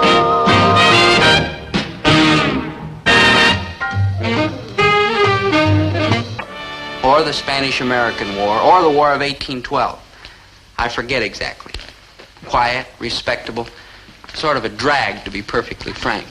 But then all of a sudden one day, to everybody's amazement, a remarkable thing happened. I graduated. And on that very same day, an even more remarkable thing happened. Maynard graduated. Those happy school days are way, way back in our past. Almost 6 months ago. Today, Maynard and I are mature soldiers in the United States Army. And when we drop in at old Central High for a visit, we are, with adequate reason, I must admit, looked upon as suave, well-informed, educated men of the world. Maynard, put the yo-yo away. Why? I always spun when I was a student here. Maynard, in the first place, you were never a student, here or any place else. And in the second place, that's why you spent 2.5 years in the 9th grade. See, there's a reason for everything. Gee, Mr. Pomfret will flip when he sees you. He talks about you all the time. Ah, yes, good old Pompey. Pompey? I see you're shocked that I refer to a teacher in such familiar terms. It's nothing personal, I assure you. Mr. Pomfret's a very fine man, but teachers aren't gods, they're only men. Yeah, except for lady teachers. Most of them are women. After you kids get out in the world like Maynard and me, you'll learn that a teacher can have weaknesses just like anybody else. Even me. As a matter of fact, when Mr. Pomfret gets here, I'm going to register a couple of complaints about the way he runs his classes. Me too. Man, all them mean and rotten and illegal things he made us do, like tests and homework, and all the time calling us, "Why, young barbers." Maynard, that's barbarian. You got the right idea. Oh, Mr. Pomfret means well, but just wait till I give him an earful of constructive criticism. Yeah, I got plenty to say to him, too. I wonder if there's room in the other ear. Good morning, my young barbarians. What'd I tell you? I see we're honored by the presence of a pair of distinguished alumni. That's you, Mr. Krebs, Mr. Gillis. Have you anything to say to the class? You bet. Like ditto. Like fine. First, I have a brief announcement to make, and then we'll hear your deathless words. Class, for reasons I won't go into right now, at the end of this week, I am resigning my position here and saying goodbye to Central High School forever. Now, Mr. Gillis, Mr. Krebs, if you have anything to say, go ahead. Dobie! Dobie!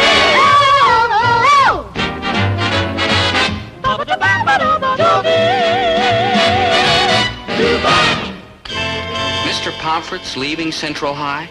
I heard it, but I still can't believe it. Sure, he's pretty old. Probably almost 40. But we need him. Losing Mr. Pomfret, it'd be like losing the plumbing. Why is he doing such an awful thing? For what reason? Money. Like money, Mr. Krebs. Like wampum, like pelf, like loot. Well, if that's what's bugging you, Mr. P, I'll be glad to slip you a few bob, all the way up to a couple of bucks, and you have to pay no interest. I'm the sporty type. Thank you, Mr. Krebs. You're all heart. But the problem is somewhat more long-range than that. I'm simply finding it increasingly difficult to support my family properly on a teacher's salary. Why, my wife has to work 3 nights a week as a babysitter, and I don't like it. Now, if you'll excuse me. Mr. Pomfret, I don't mean to butt in, but you can't leave Central High School. You love teaching. It's your whole life. No offense, Mr. Gillis, but that's a lot of hogwash. Teaching is merely a way of making a living to me, that's all. Now, excuse me, I'm going to be late. Mr. Pomfret, if you're not crazy about teaching, why didn't you kick it years ago? I just never got around to it. Now, look, Mr. Gillis, if you don't mind, I have an appointment. Don't go, Mr. P. Central High like needs you. I mean, who else could learn me English so good? Maynard, you're killing the point and sit down. Oh, it's true. Think how bad I'd talk if he didn't learn me so good. The mind boggles. All right, Mr. Gillis. You win, I admit it. I've enjoyed teaching, every minute of it. It's a rewarding, satisfying experience. I'm going to miss it terribly. I'd like to do it the rest of my life, but the cold, hard financial facts make that impossible. Sniff. Please, Mr. Krebs, no tears. My mind is made up. Okay, Mr. Pomfret, if that's how it has to be, but Central High's sure going to miss you. Thank you, Mr. Gillis. You're like a real human being, Mr. P. So are you, Mr. K. Mr. K? That's you, Maynard. K for Krebs. Huh? Oh, yeah, it comes out right. Oh, you're 100%, Mr. P. I don't know how I could have got through high school without you. I know. I learned you English real good.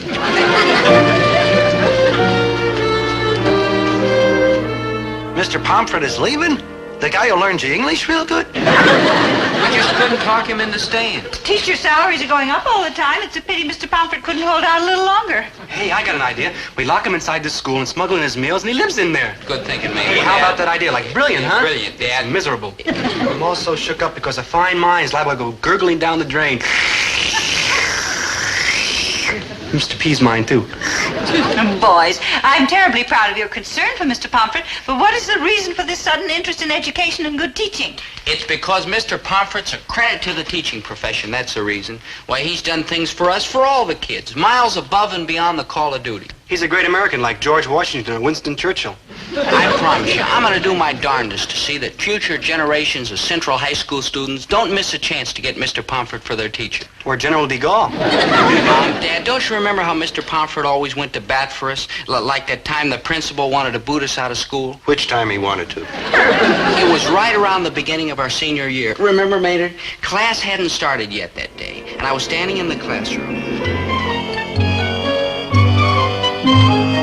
Oh, delight of my delights, oh, moon of my Caribbean. Dobie. Oh, Prince. Guess what I got in this box? I haven't the vaguest notion, Maynard. Oh, come on, guess. Why don't you just tell me? Oh, it's more fun if you guess. Come on. Okay, let's see now. What would you put in a cardboard box? Frogs. Yeah, 14 of them. Almost a dozen, and they're beautiful. 14 frogs? Yeah, they were out of horned toads. Now, look, Maynard. I know a fellow don't usually think of frogs as beautiful, but these are the most beautifulest frogs that ever were. Maynard, have you gone wig or something? You've got to get rid of these quick before something awful happens. What awful could happen? I ain't gonna ask no more dumb questions here.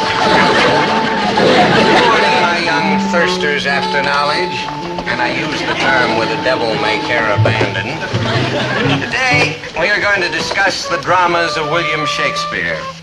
And his plays are universally recognized as the outstanding examples of drama in the English.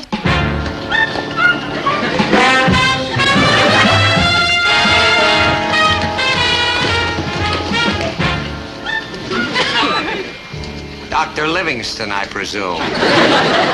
Now, if I may be so bold, I would like to suggest that we turn to our textbooks, page 208. There we will find Act 1 of Shakespeare's Othello, where the author... What was that? What was what? That. That what?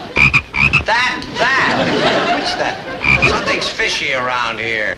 No fishy. Froggy. There's something down there. It bit me. It was me. Oh, it's all green and moldy. Yep, that was me, all right. All right, class, settle down now, settle down. This is still a schoolroom. I wouldn't want to make book on it.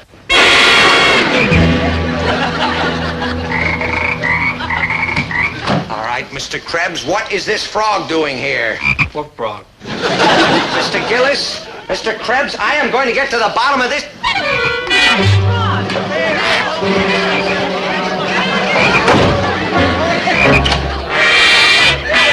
Like Jigger's the principal.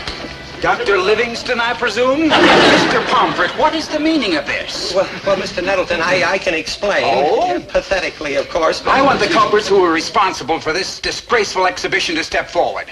Okay, culprit, step forward. Maynard, I did it, sir, but honest, it was an accident. Me too, sir, and man, was it an accident. Oh, Mr. Gillis and Mr. Krebs, I should have known. Very well, I want you both to report to my office promptly at 9 o'clock tomorrow morning. With your parents. All 4 of them. I only got 2. Hello, blabbermouth. Maynard, he would have found out anyhow. And besides, if you tell the truth, you'll never get in serious trouble. You're in serious trouble. Why? Me. Krebs, where are your parents? Like out of town, sir. When did they leave? When they heard I was in serious trouble. When will they be back? When they hear I'm out of serious trouble. Now listen to me, Krebs. Something's got to be done about the way you've been... Mr. Nettleton, Your Honor, sir, Mr. Gillis and I will be responsible for Maynard until his parents return. Won't we, Herbert? Yeah, Daddy. Disrupting a class the way you boys did may seem a minor offense, but it indicates a willful disregard of discipline and the rules of society. Dobie, are you guilty or not guilty? Sir, would you mind repeating the question? Guilty, sir. Guilty. Maynard, what about you? Guilty or not guilty? I don't know yet. I haven't heard all the evidence. I'm like guilty, sir, like guilty. Mr. Nettleton, may I say a few words in defense of these boys? But they've just admitted they're guilty. Guilty of what, sir? Releasing a few frogs in my classroom? 14. Maynard. Sir, I submit that the important issue here is why did Dobie Gillis and Maynard G. Krebs bring those frogs to class in the first place? Why, indeed? Yes. I submit that the answer is not a desire for mischief, but a simple curiosity. A curiosity about the world around them. A commendable curiosity about their fellow creatures on this planet. They are investigators, great inquirers, experimenters in the great tradition of the storied army of scientists who went before them. Us, Mr. P? Shush. You present a strong argument in their defense, Mr. Pomfret. Sir, if we punish a touch of overenthusiasm in the student's pursuit of scientific knowledge, why, we crush the creative curiosity of our young people. Yay, Mr. P! As I study the faces of these future scientists, I must confess that I still have my doubts. However, I'm willing to go along with your judgment, Mr. Pomfret. The charges are dismissed. Attaboy, Mr. N. And Mr. P, too. So who's... If these boys want to study frogs to see what makes them tick, more power to them. But if it happens again, so help me, I'm going to find out what makes you tick. Thank you, Mr. Pomfret. Thank you. We'll never forget you, Mr. Pomfret. Yeah, thanks, Pompey, old man. Yeah, thanks, Pompey, old man. You're welcome.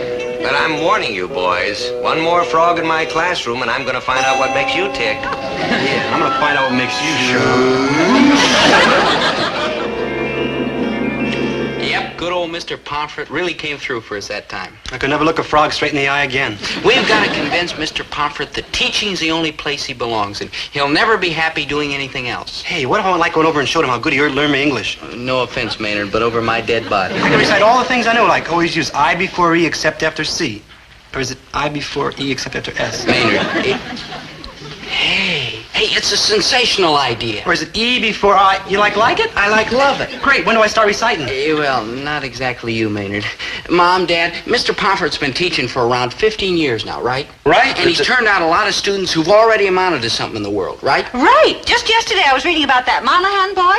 He's become a professor or something over at the university. Right. This town's loaded with people who were started up the ladder of success by Mr. Pomfret. Now, why couldn't we throw a testimonial and invite a bunch of Central High graduates who've made good? Then Mr. Pomfret will see how important his work is. Or is it I after E Not except? now, Maynard. And I'm sure that the school authorities would let you use a classroom for such a worthy purpose. Yeah, I'll furnish the refreshments. Don't invite over 15 people. Come on, Maynard, let's shoot over to the school library. Yeah, no big eaters either. And we'll get the names and addresses of the most successful graduates out of the old yearbooks. Or is it E before I?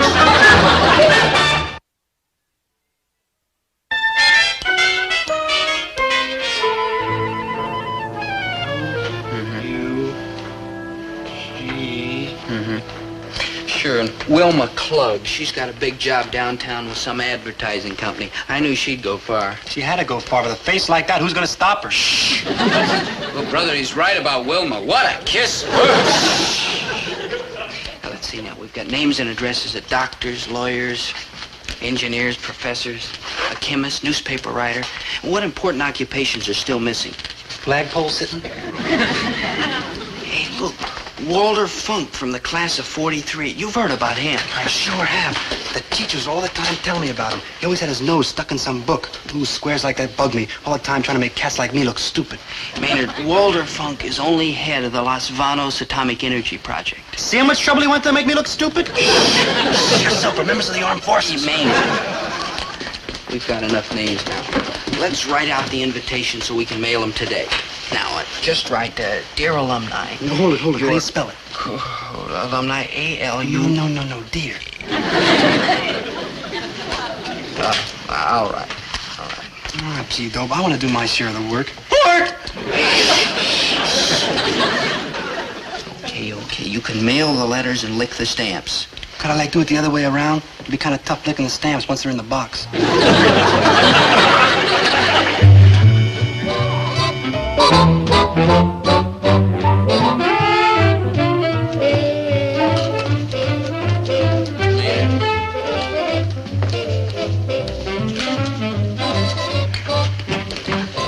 It's 8 o'clock and nobody's here yet. I'm worried. What's to worry about? Maynard G. Krebs is on the job. Maynard, are you sure Leave him alone, the poor schnook. Yeah, leave me alone, the poor schnook. He's doing his best to keep Mr. Pomfret here, like the rest of us alumni. You two? You bet. Floyd Trigby, class of 52. Dobie Gillis, class of 60. Winifred Gillis. No comment. So I got a bunch of letters here with the return address for Dobie Gillis. Dobie Gillis? I'm Dobie Gillis. Hey, these are the invitations. Maynard, you said you mailed them. I did, honest, Dope. And you dropped them in a mailbox on the corner of 4th and Willow. Like true, you see?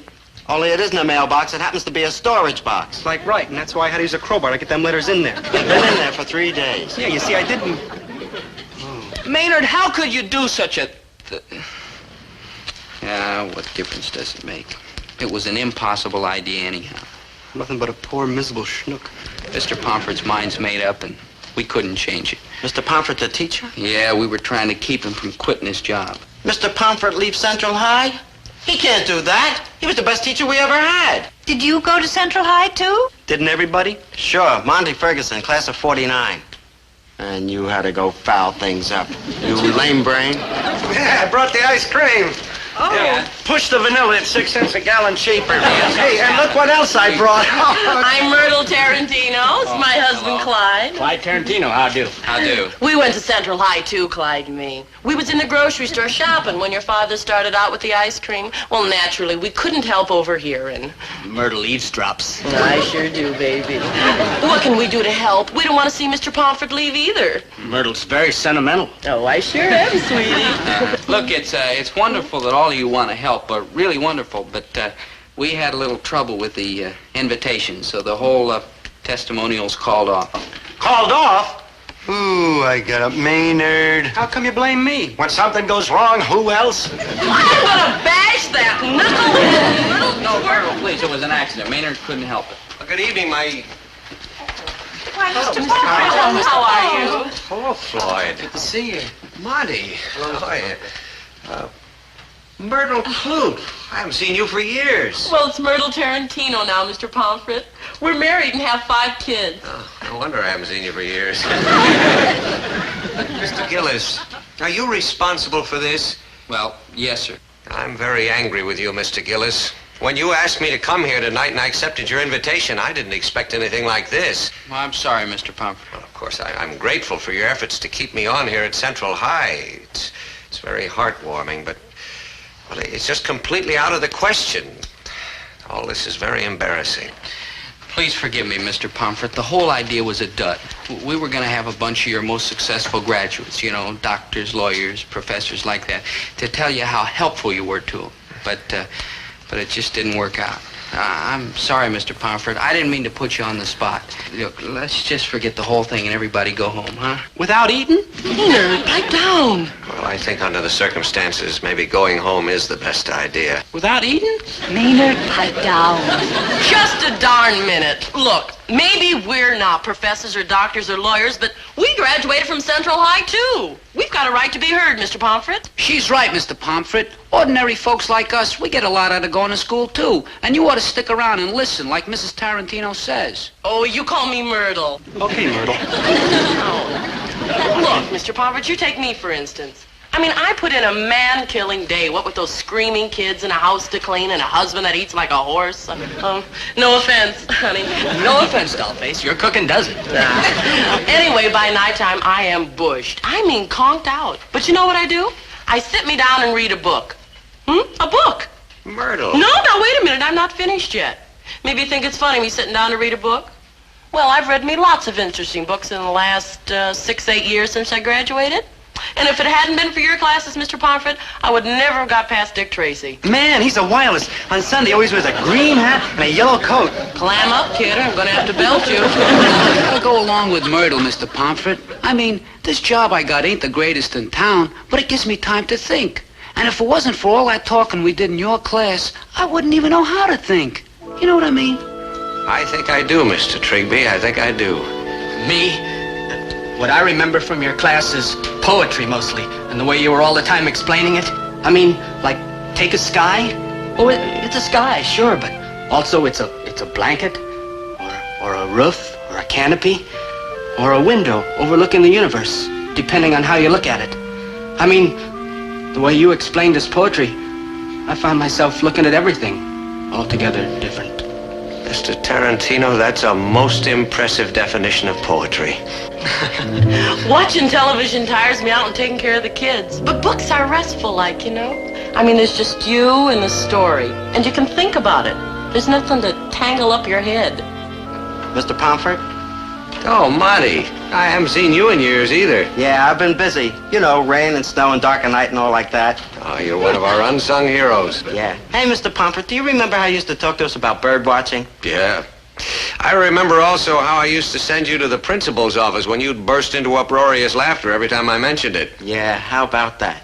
Boy, things sure have changed. You know how come I decided to become a mailman? Mm-hmm. It's on account of delivering mail as outside work, where I could walk a lot and look at the birds. You're kidding. Who's kidding? You happen to be looking at the president of the West Side Birdwatchers Society. And guess what? What? Yesterday we saw our first yellow-bellied sapsucker of the season. No. And if it wasn't for you, Mr. Pomfret, I probably would have took a job inside behind some desk somewhere, never getting a look at a yellow-bellied sapsucker or a tuft-headed ibis. Criminy, what a waste. Monty, I'm deeply touched. That goes for me too, Mr. Pomfret, sir. I know I wasn't the best student you ever had, but then I wasn't the worst. Yeah, I guess I was the worst. That's true. No offense. No offense. But going to your classes did me a lot of good, just like they did everybody. You shouldn't ought to leave because there's a lot more people like us than scientists and engineers and cats who mess around with platonic energy. Yeah, Maynard, that's atomic. Mr. Pomfret, at first I was pretty upset because this testimonial party fell apart and we didn't have any important graduates here to talk to you. But now I'm glad it happened. I mean, sure, some of the students who went through your classes turned out to be howling successes, but they would have made good anyhow.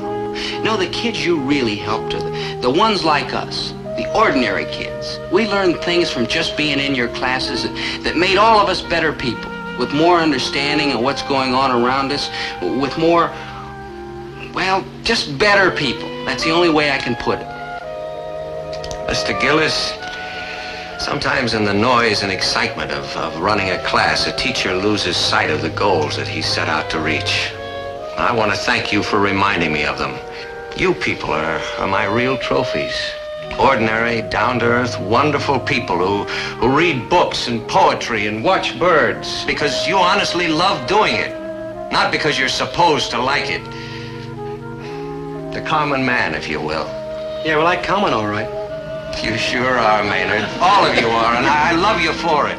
Please, Mr. Pomfret, don't leave us. Yeah, stick around, Pompey. Be a sport. Steve, because... Come on. All right, now, quiet, students, and Mr. Gillis and Mrs. Gillis. About that sign, Dobie. Mr. Pomfret, don't go. Let's get rid of it. Who's going anyplace?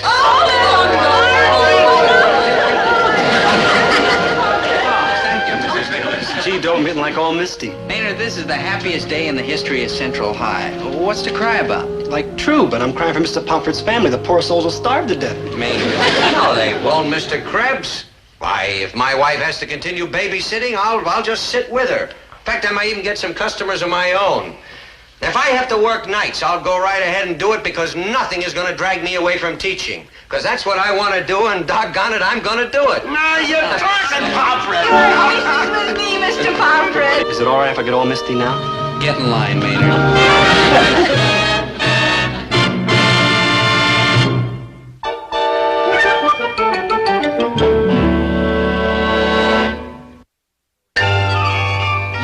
Seen the day you can jip Herbert T. Gillis trying to overcharge me a half cent a pound for a coffee. You crooks, you. Herbie But you spent 3 hours finding a mistake that'll save you $1. So what? Remember, it's... The principle of the thing. No, it ain't. It's the money. Gillis, how much do I owe you? Oh, let's see. That'll be $3 even. 3? Look, those are the prices that prevail. Take it or leave it. There are other stores in town, you know. Nobody's dragged you here. You came in with your own accord. Dad, that was a magnificent, generous thing to do. I'm proud of you. You're wonderful, dear. Why, those groceries... $6.41 exactly. But 2 counts when you're helping a great teacher like Mr. Pomfret. Dad, we can never thank you enough. Oh, sure you can. It'll only take you 4 or 5 hours. I figure that the two of you at 50 cents an hour, you can pay me back what Pomfret cost me before dinner time. Yeah. Get to work. And on the double.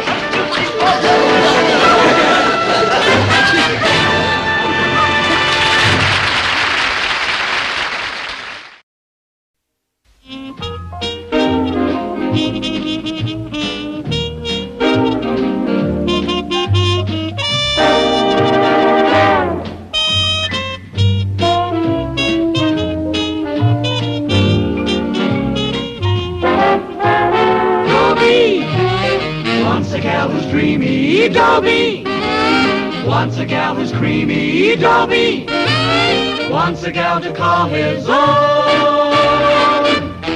Is she blonde? Is she tall? Is she dark? Is she small? Is she any kind of dreamboat at all? No matter, he's hers and hers alone.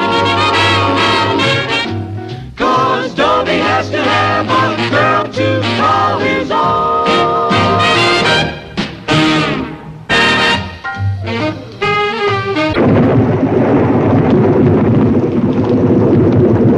Buddy, I'm like scared. Quiet, Maynard. We're not supposed to talk on guard duty.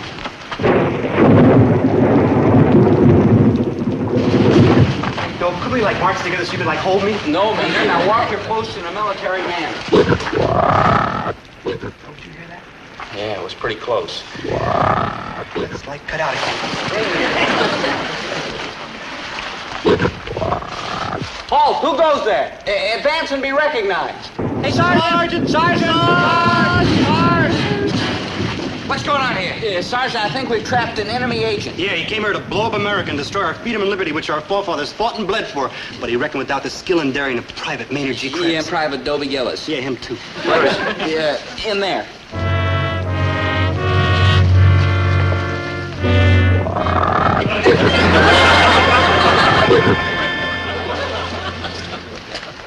Gentlemen, on behalf of the United States and the free world, I thank you.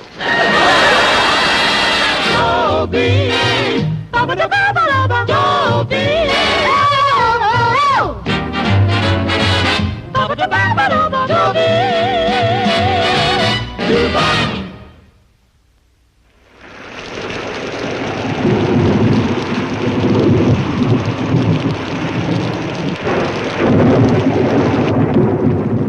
Now look, Sergeant. Yes, Nathan Hale. Oh, come on, Sergeant. What is it, Sergeant York? Be reasonable. It's a dark and stormy night. On nights like this, your imagination plays tricks. Yeah, when the old lightning starts lightning, the old thunder starts thundering, you think you see all kinds of crazy things. Oh, yeah. You don't remember that dark and stormy night we caught a Martian? I don't think the sergeant wants to hear about that, Maynard. Oh, yes, the sergeant does want to hear about it. Oh? Proceed, Private Krebs. You say you caught a Martian? Yes, good Sergeant, buddy. In fact, we like caught a lot of Martians. Yeah, of course, we were very young at the time. Little tiny kids. Uh-huh. How long ago was it? About 3 months. About... Gentlemen, for the protection of all that is dear to me, mainly this post, you are now relieved. You guys are on. Good as like a dark and stormy night. Is that true, Sarge? Wait a minute. Everything you say is being used against me. Wait a minute. Look, I don't want to hear from Martians. Yeah, Sergeant, it was a dark and stormy night. Yeah, and me and Dome and Zelda were watching Dobie's father's store. Zelda? Yeah, Zelda Gilroy. She's all brain. I can't say much for the rest of her, but man, what a brain. Well, there we were, the three of us in my father's store on this dark and stormy night.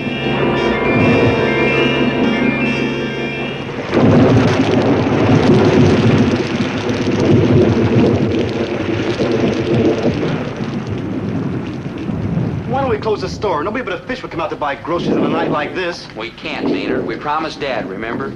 I mean, Mom and Dad are entitled to a night off once in a while. You're all heart, Dobie. Now cut that out. Can't help it, Dobie. I love you, and you love me too. When I wrinkle, you wrinkle back. Zelda, I've told you 1,000 times. It's only a reflex. Pish posh. It's love. Where'd they go? Who? Your mom and dad. Oh, to the movies. Ooh, I wish I was down at the bijou like your mom and dad. I'd be sitting eating my popcorn, so all settled down in one of them furry red seats, watching that great movie. What great movie? The Monster That Devoured Cleveland. Gas. Maynard, how many times have you seen The Monster That Devoured Cleveland? You mean this year? Maynard, did you ever see any picture except the monster that devoured Cleveland? Like, of course. Like what? Like the son of the monster that devoured Cleveland.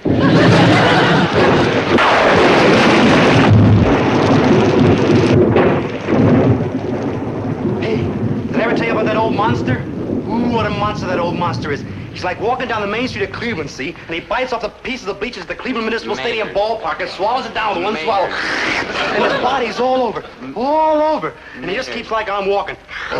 He like gobbles down the mayor. Maynard, you already told me. Yeah, and behind him marches this whole regiment of cats from outer space. Yeah, and they got like 3 eyes apiece, noses like elephants, and little green feelers growing out of their heads. Maynard, that's ridiculous. Now, wait a minute, you didn't see the... I don't care about the movie. What I mean is, when creatures from outer space decide to invade the Earth, they're not going to have 3 eyes and little green feelers. But they did. If you go down to the bijou... How do you mean, Zelda? It's perfectly obvious. Look, say the Martians decide to take over the Earth. How would they go about it? Do you think they'd be stupid enough to come here looking the way they really look? You mean they can look some other way? Of course.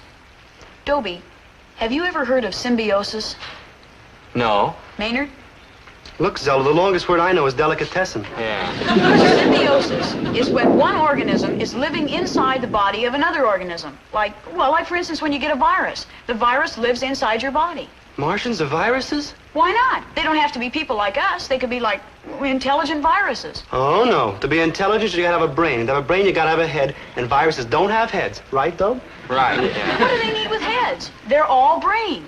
Look, if the Martians are smart enough to invade us in the first place, they're a lot smarter than we are, right? She's right, good buddy. We're not on Mars. I don't think. But if the Martians use this symbiosis, yet wouldn't we know it? I mean, if they take over somebody's body, couldn't we tell it? Never. They put you under mass hypnosis. Mass hypnosis? Mass hypnosis and symbiosis, too. Ooh, this is like creepy. You mean they could hypnotize us and make us think we were looking at perfectly normal people? They do better than that.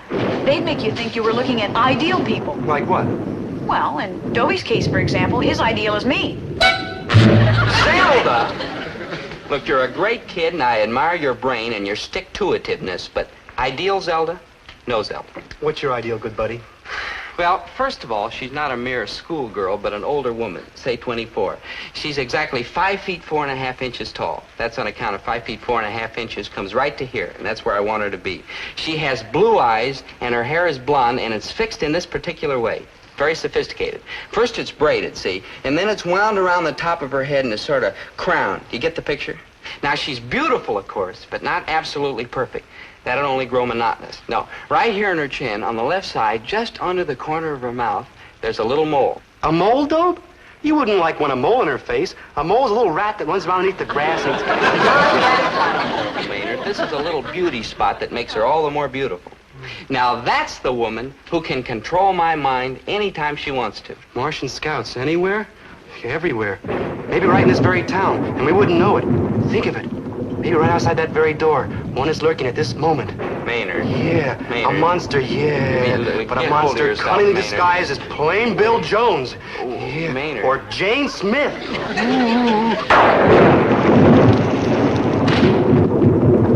My name is Jane Smith. I want to use your telephone. Blue eyes, blonde hair wound around the top of her head, and a little mole.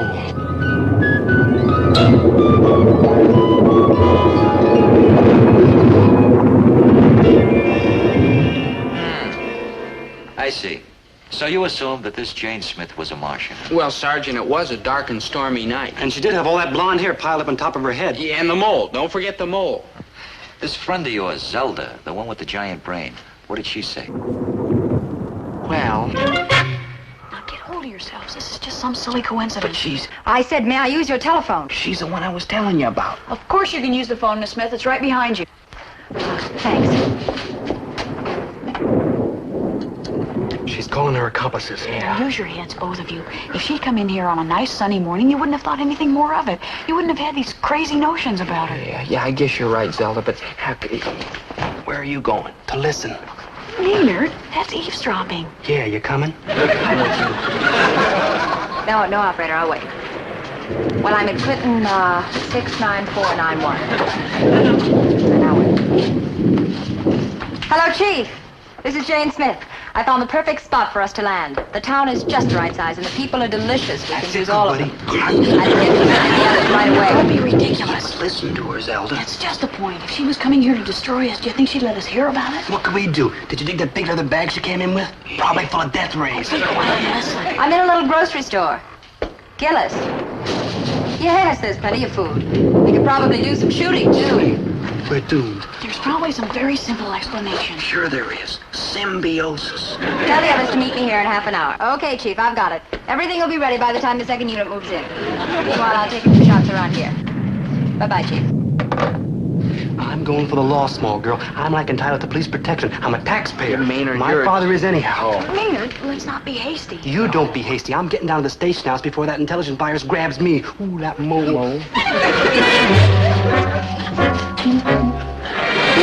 you see a rather large leather bag? With a lot of crazy gizmos sticking out of it? Yes. No. Oh, there it is. Let's see. What? You'll do as a subject. Ooh, the ray. Oh, no, I say no. Say me good, buddy. Wait. Oh, it's got me. I'm like paralyzed, all but my mouth. What's the matter with you? Please let me go, miss. Think of my little old gray-haired mother. Think of my little old gray-haired father. He's even littler than my mother. Can I go, huh? Can I? Yes, you can go. In fact, I wish you would. How about me, miss? How about me? No, you stay. I need you. What? Don't worry, Dobe. I'll get some help. But if I'm like too late, well... So you see, Sergeant, you can understand how Maynard and I got confused, can't you? In a word, no. It was a dark and stormy night. And she did have a mole on her chin. And how about that phone call? All that jazz about second unit and shooting in chief and all like that? Yeah, how would you figure that? Well, I'm not sure. But one possibility is that Jane Smith was with a movie company and they were coming to your town to do some filming. So that's what you would have figured? Not true? Well, as a matter of fact, true. Now listen, does anybody know we're coming to town to make a movie? Fine. Don't breathe a word.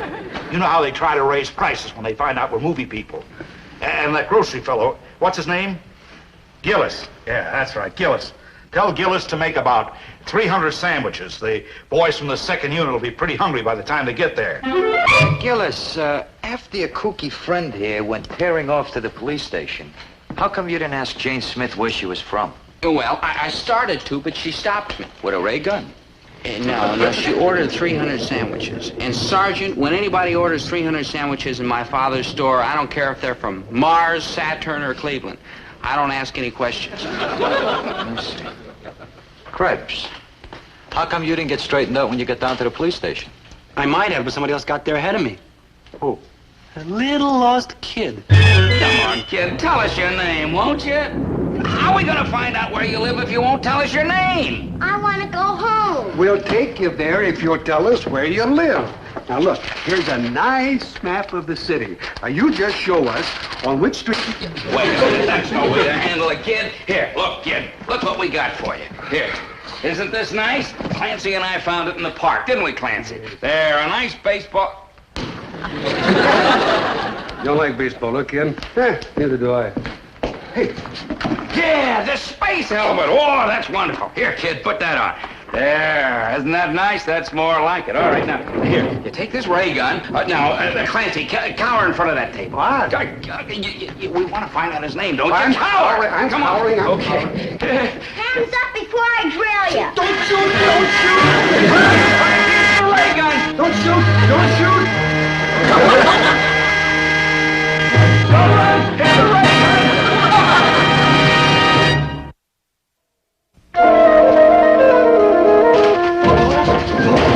Too late. I ran here all the way in my paralyzed leg to tell you it's like too late. Too late? What do you mean, Maynard? They're already here. They captured the police station. They...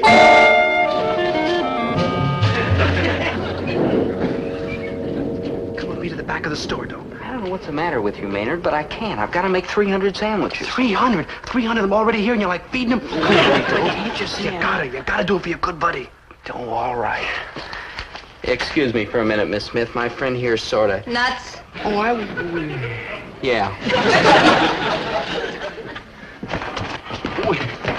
They've landed. They're down at the police station.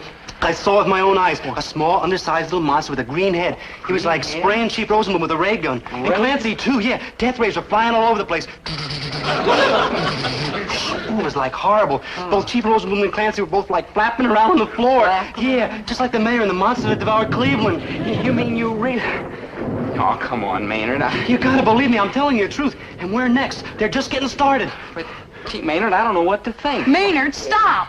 Now, really, Dobie. But if Maynard saw what Maynard thinks he saw. Dobie, I'm beginning to wonder if you're really worth all the effort I put in on you.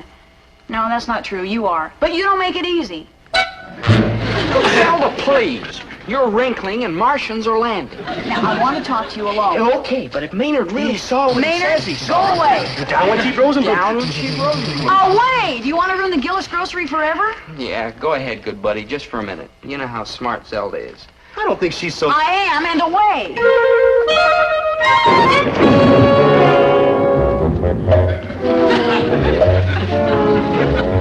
Well, what happened to those other two? They're supposed to be making my sandwiches. Oh, who's making those old sandwiches, all right? Just take it easy, Miss Smith.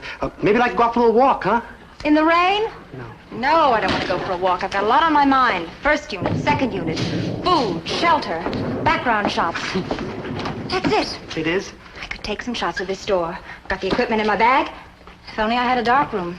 A dark room? Oh, you know what I mean. A room with no light in it so I could expose my negatives. A room with no light? Exactly. I mean, we got a room that's, like, pretty dark. You have? In fact, it's very dark. You like to see it? I certainly would.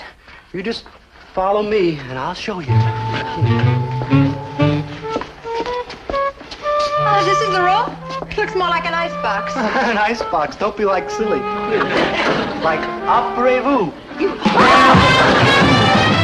Gee, Krebs, you're like a hero. While the rest of the world sleeps and your good buddies like on off his trolley, you and you alone are fighting the enemy. You locked Jane Smith in the freezer? It wasn't easy. She was a big, strong girl. Oh, I bet Gillis's mother and father loved that. Well, as a matter of fact, I kind of hold my mother and father responsible for the whole thing.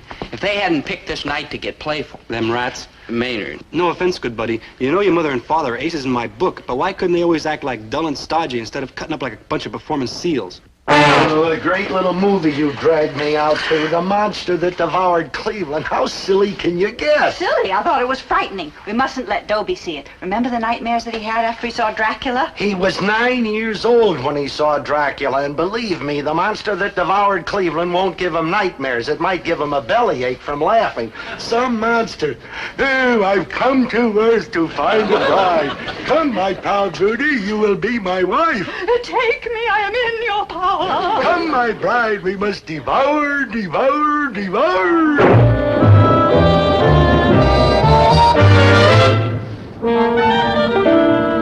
What's the matter? Matter. Dad.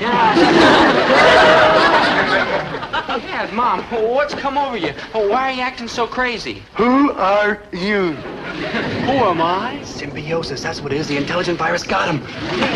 Dad, it's me, Dobie. Don't you know your own son? I am hungry. Buddy, I got something to tell you. I got some scary news for you. Them two cats... Maynard, that's no way to talk about my mother and father. It's all right this time, because they're not your mother and father. Not my mother? Maynard, don't you think I know my own parents? They don't know you. I know it seems that way, but it's got to be some kind of silly... Dobe, you got to believe me. They're not your mother and father. It's like with Jane Smith. It's like what Zelda said. They got your mind controlled. Maynard, that's ridiculous.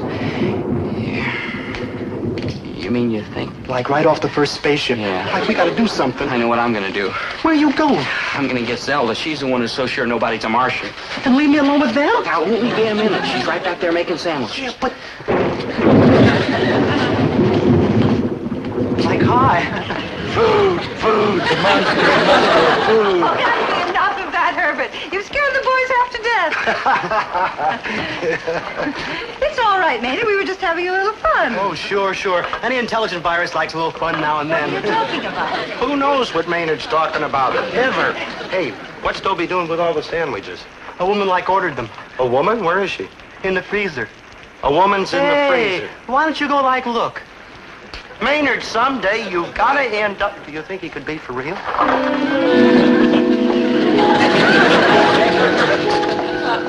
There is a woman in the freezer. Right, Your Honor. Did I just see you push my mother and father into the freezer? They're not your mother and father. You gotta remember that. They're intelligent viruses, symbiosis, mass hypnosis. Look, I just talked to Zelda. Uh-huh. And she... Uh-huh, what? I've been thinking about Zelda. Who's always telling us nobody's a Martian and we're like crazy? Zelda? Right. I say I saw a Martian like shooting up the police station. Who says I didn't? Zelda? Like right. What are you driving at, Maynard? After all, Zelda Gilroy's a good friend of ours.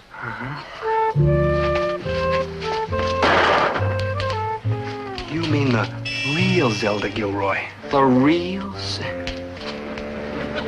You mean Zelda Gilroy out there making 300 sandwiches, isn't? Any more Zelda Gilroy than you are. They just like sent her on to confuse us. Maynard, that sounds pretty crazy, but... Oh, yeah, here there she goes. Well, Miss Smith, I think we have enough sandwiches for the first unit ready. Where's Miss Smith? Zelda? What makes you so sure there aren't any Martians around here? Yeah. Because the whole idea is perfectly ridiculous. Now, where is Even Miss... if Maynard actually saw one at the police station.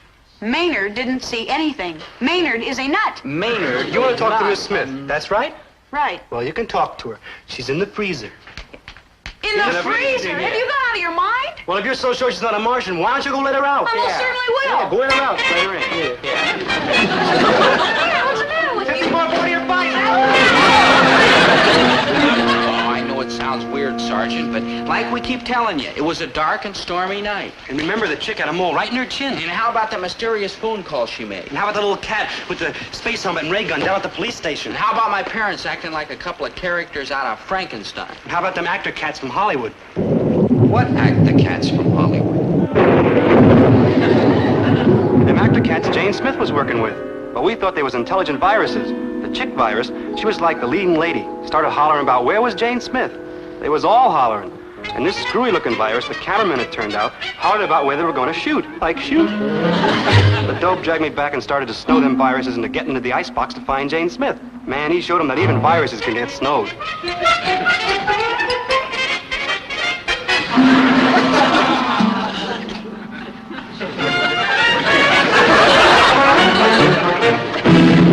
How big a freezer has your father got? Pretty big, Sergeant. I didn't realize it until that night, but it's pretty big. You mean you put some more people in there? Oh, sure. Let's see. There was, Don't tell me. Let me guess. There was the chief of police who came down to your father's store looking for the people from Hollywood. And naturally, you figured that the intelligent viruses had taken over the body, so you into the freezer with him, right? Good thinking. Uh-huh.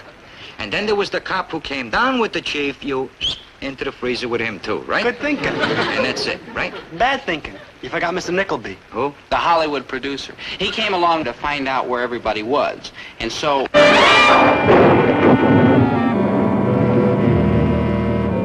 She froze him, Bloom. You're dead. Yeah, sure, I'm dead. Look, I haven't got time for any of your nonsense, Maynard Krebs. We're looking for 3 people, 2 men and a girl. Important associates of this gentleman here. I thought I saw that monster rubbing you out, Chief. He had his ray gun, and you and Clancy were squirming on the floor. Don't waste our time, Maynard. The town has a lot at stake. Who's this type, Chief? My time is money. He's just one of our local characters. Don't worry, sir. Dobie, where's your father? My father? Well, he's... Maynard says he saw you. I don't care what Maynard says he saw. We have word the 3 people we're looking for are here in the grocery, and we want to see them. This is important. Symbiosis. Mass hypnosis. We gotta act. Yeah. Will you 2 idiots stop muttering to each other and make some sense? We haven't got all day. Right this way, Chief. And you 2 gentlemen, too. Right in here, Chief. Are you crazy? That's the door to the freezer. That's right. You said you wanted to talk to my father. Well, he's in there. In the freezer? In fact, they're all in there. What do you mean, all? I thought I knew some nuts in Hollywood, but you 2. He's right, Chief. They are in there. Dozens of them. What? Come on, help me get them out. I'm right behind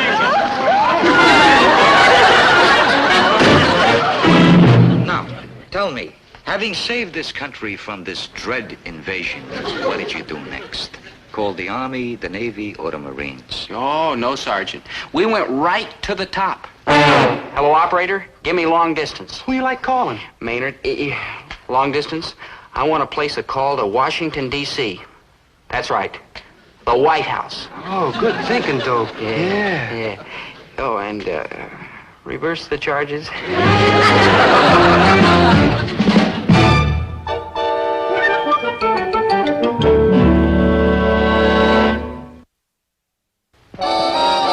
Did you have a nice talk with the president? He wouldn't accept the charges. What a shame. Now tell me, are those people still in the freezer? Oh, no, they got out. And I suppose you all had a nice laugh about the whole thing. Oh, I wouldn't say that. Me neither. Yeah, you gotta admit, that was a pretty good joke that played on us. You know, it showed a lot of imagination, them thinking we were Martians and all that stuff there. There's some more hot coffee, anybody Gillis. wants. I just happen to have a couple hundred more sandwiches around here. Gillis? Yes, Chief. Shut up. Now, Chief, don't you think that... Shut up! Chief, are you forgetting your boyhood days? Are you forgetting how we used to play pranks on our elders? Nice, simple, boyish pranks? Oh, I'll admit it got pretty chilly in there, but after all, boys will be boys. Yeah, boys will be boys.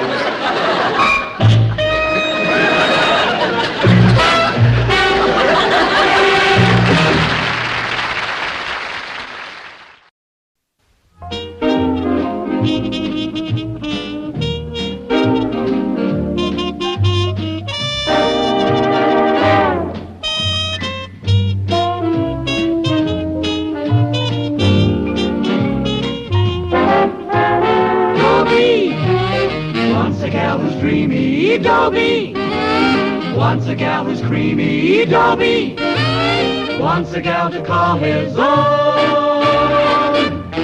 Is she blonde, is she tall, is she dark, is she small, is she any kind of dreamboat at all? No matter, she's hers and hers alone. 'Cause Dobie has to have a girl to call his own.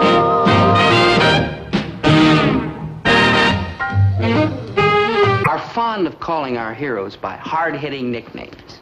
Ah, what memories are stirred by the sound of Stonewall Jackson and Blood and Guts Patton. And in our outfit, Lieutenant Spunky Merriweather. I'll make this brief. It's chow time, and you're hungry. But I've got some big news. As you know, basic ends next weekend. And if our company performs up to standard, there'll be passes for everybody. Now, the command has decided, and I'll admit to a modest role in the arrival at this decision, to designate the weekend as Parent Visiting Weekend. I want every soldier to write and invite his parents here for the final drills, field problems, and retreat. I want your parents to take a good look at you, to see how each and every one of you has been transformed into an American fighting man.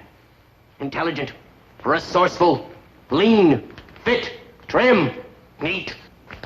You rang? I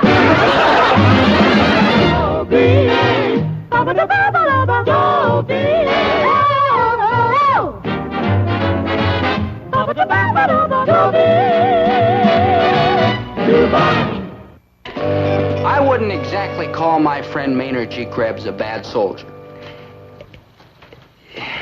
Yes, I would. That's exactly what I'd call him. But he's darn near through basic training now. A spooky thought in itself. And he and all the rest of us are getting excited about our graduation and Parents Visiting Weekend. The parents are excited too, I'll bet.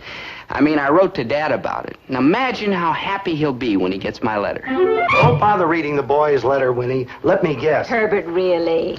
Dear Mom and Dad, I am fine. How are you? As I am a little short of cash this week, please send me $25. Herbert, really? I'm wrong? Yes, you're wrong. All right, what does he say? Dear Mom and Dad, how are you? I am fine. As I am a little short of cash this week, could you send me $10? Oh, I'm sorry. I misjudged the boy. And that's not all. We're invited to visit him. Oh, I got to take the cash up to him personally, huh? You weren't even listening. visiting. We're going up for parents visiting weekend. And we're going to see the maneuvers, whatever they are, and watch him graduate from basic training. Watch him go through a mess of back-breaking training exercises, huh? Hey, that'll be fun. Seeing how the Army has turned soft, flabby boys into strong, hard, disciplined men. Oh, dear, you mean they've brutalized my baby? Taken the dimples out of those rosy cheeks, the sparkle out of those mischievous eyes. Winnie, it had to happen sometime. After all, he is no longer a baby, learning soft, sweet, gentle things from his soft, sweet, gentle mother. If they've changed 1 inch of my baby, I'll clobber them. Winnie. I'll break every bone in their miserable bodies. Winnie. I'll pulverize them, the cowards. Winnie, it is only natural for a boy to suddenly grow up and become a man. Remember how it happened to me in WW2? It did? Well, of course it did. Well, if you say so, dear. Never mind the sarcasm. Wait till you see how it's happening to him. When you get down to camp, you're going to see what the Army has turned him into. I'll batter him. Winnie, you are going to see a man. Strong, hard, self-reliant, ready to face the toughest emergency, able to endure the most punishing hardships. Maynard, would you cut the fan? I'm getting a windburn. Hey, Dobe, clue me about this parents' visiting weekend. Sure, Maynard. What do you want to know? Who's it for? Parents. Oh. What's it for? Visiting. Oh. When's it for? This weekend. Oh. Oh. Parents Visiting Weekend. That's how I got the name, though. Parents Visiting Weekend. You get it? Parents Visiting Weekend. Good thinking. That's like brilliant. I sure got it up here, huh, Doe? You sure have, Maynard. Yeah, and some people say I don't use my head. How come? The green-eyed monster. Where? Here, forget it. Never mind. Forget it, Maynard. Forget it. Boy, I can hardly wait to see Mom and Dad. Yeah, me too. Well, good. Then your folks are coming. I don't know. I didn't even invite them. Maynard, you just said you could hardly wait to see your Mom and Dad. No, I can hardly wait to see your Mom and Dad. They're like real human beings. Maynard. Your mom is anyhow. Look. Your father's kind of mean and rotten, and all the time hollering. No offense. No offense, Maynard. Yeah, but his heart's in the right place, and he means good. Uh-huh. But it must be all kind of scrunched around, because he comes out mean and rotten and all the time hollering. Maynard, enough! Now, here. I want you to write to your folks this minute and invite them up for Parents Visiting Weekend. Dope, I don't like to write letters. Then phone them. I don't like to phone either. Maynard, at the moment, we happen to be out of carrier pigeons. Wait. Right. Dear Sir or Madam. Maynard, they're your folks. Oh, yeah. Dear Mr. and Mrs. Krebs. You know, this will be great. After 8 weeks, I'm finally going to see my folks. But gee, it's been so long, I hope we won't treat each other like strangers. Hey, Dobe. Yeah? How do you spell Krebs? So our preparations for Parents Visiting Weekend began. We wanted to impress our folks when they came up to visit, to let them know that the awkward, helpless little boys they said goodbye to a few weeks ago were now awkward, helpless little soldiers. We wanted to show them that we were tough and independent, able to do things by ourselves. 45, 46, 47, 48. Pretty good, huh, Sarge? Dandy. And you said this was going to be hard. Try it without your buddy, Gillis. You're kidding. Krebs, back off. Okay, Gillis. I see what you mean. As you were. Sergeant, I've got great news for you. Your squad has been chosen for the plum of the entire maneuvers. I'm proud of you, Sergeant. You mean, sir? Operation Xerxes. The secret mission? The 2-week special training? Suicidesville? Right. The Expendables. We hardly dared to hope. Well, that's it. Let's stay in line now. Toe the mark. Keep up to snuff. Stay on the ball. Stick with it. Keep our noses clean and give it the old try. It's your chances to be real heroes, men. So get rested up. This is going to be it. This is going to be it. I'll tell you what it's going to be. A headache. Our folks are coming up tomorrow. But instead of spending the whole weekend with them, we'll have to spend part of the time going through some mixed-up maneuvers. Doggone it. I love the Army, but why do they have to do things upside down and backwards? Oh, I love the way they do things in the Army, Winnie. You know, with that zing pow. I wonder where Dobie is. Isn't he supposed to meet us here? Oh, he'll be right here. Don't worry. Oh, I can hardly wait. You know, Herbert, this is really a very nice place. It's not at all primitive like I expected from what you've told me. Oh, that's all on the surface. Underneath, there's still that iron discipline, rugged living conditions, back-breaking training exercises. Oh, ain't it great? You know, Herbert, from the way you talk, I get the impression that you really want Dobie to suffer. Well, the more hardships he's endured, the better it is for him. You know, the tougher the training, the stronger the soldier. That's why he'll be a little grim and tight-lipped, maybe even a little surly. Hi, Mom. Good to see you. I've gone out already. And Maynard, dear, your parents couldn't come. Oh, they were so broken-hearted. They talked about it and planned it all week. And then last night, just as they were packing, your father broke out in a terrible case of hives. He always gets them when he hears my name mentioned like 3 or 4 times real fast. Yeah, when my mother has to mention my name to him, she usually spells it out. Maynard. All he gets is a little rash. Hey, Maynard. When he sees my name written down, it hardly bothers him at all. Just a few little goosebumps is all. That's all right, dear, because we promised your parents that we'd keep an eye on you, and so you'll be our other soldier for the weekend. Isn't that right, Herbert? Yeah, sure. Well, if you yardbirds can get off the post for chow, the treat is on old Sergeant Gillis. I'm going to take you out and get you a real meal. Now, wrap you around a big steak, you know, someplace where you'll feel free to talk, you know, without being afraid of your old Iron Pants lieutenant. Oh, I know those guys. They get a hold of a manual and... Folks, I'd like to have you meet our CO, Lieutenant Iron Pants. Yes, sir. I'd like you to meet my folks, Mr. and Mrs. Herbert T. Gillis. You know, Lieutenant, my father was a first sergeant in the last big one. Indeed, sir. Oh, yeah. That's interesting. Why, it just happens that one of my personal heroes is the great Teddy Roosevelt. Wish I could have served under him, too. I was referring to WW2, son, Lieutenant. That was just a short while ago, remember? Yes, sir. Yes, of course. And we haven't forgot the debt we owe you, Sergeant Gillis. No, thank you. What you did then with what you had was mighty important. Now, Private Gillis, Private Krebs, you'll be wanting to start the folks on their tour. Oh, yes, the program sounds exciting. There's plenty to choose from, Mrs. Gillis. The regimental ping-pong finals are going on. I'll be moderating the foreign policy debate in the auditorium. Ought to be a thriller. We've got some fine young minds going for A Company. Lots to see today. Well, if you'll excuse me. What a nice young man. Oh, I'm so pleased that you didn't have to serve under some mean, twisted old veteran.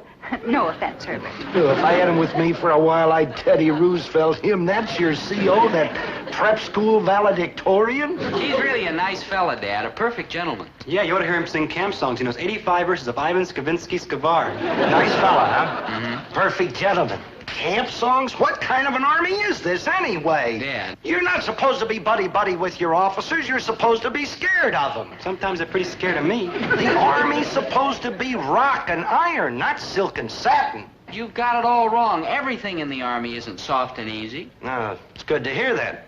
For a minute there, you had me worried. Oh, and the food. Hey, I'll bet that's just as miserable as ever, huh? Oh, Winnie, wait till you get a load of this Army food. Oh, it's wholesome and nourishing, yeah, but it takes strong teeth to break it down and real guts to swallow it, huh? Pretty good sirloin, huh, Doe? Not as good as the porterhouse yesterday. Yeah, maybe you're right. But remember, today we got coconut custard pie for dessert, and yesterday all we got was hot fudge sundaes. Well, this ain't the way we used to do it.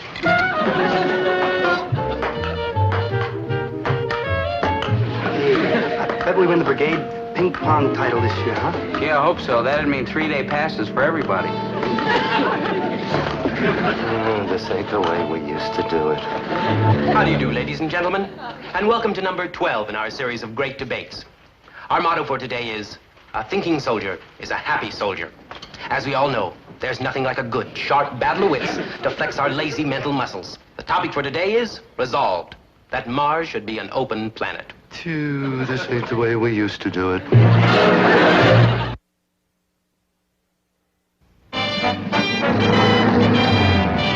What kind of an outfit is this, anyway? Soft beds and good food and liking your officers? Oh, you boys are spoiled. You got good potential, but you're spoiled. And what's going to happen to you when you get out in the field with this kind of training? Snafu, that's what. We trained hard for tomorrow. Yeah, we went through like the ringer. Yeah, well, what do you got to do? Well, it's confidential. A military secret? Well, sorta. But then you mustn't tell anybody, especially your father.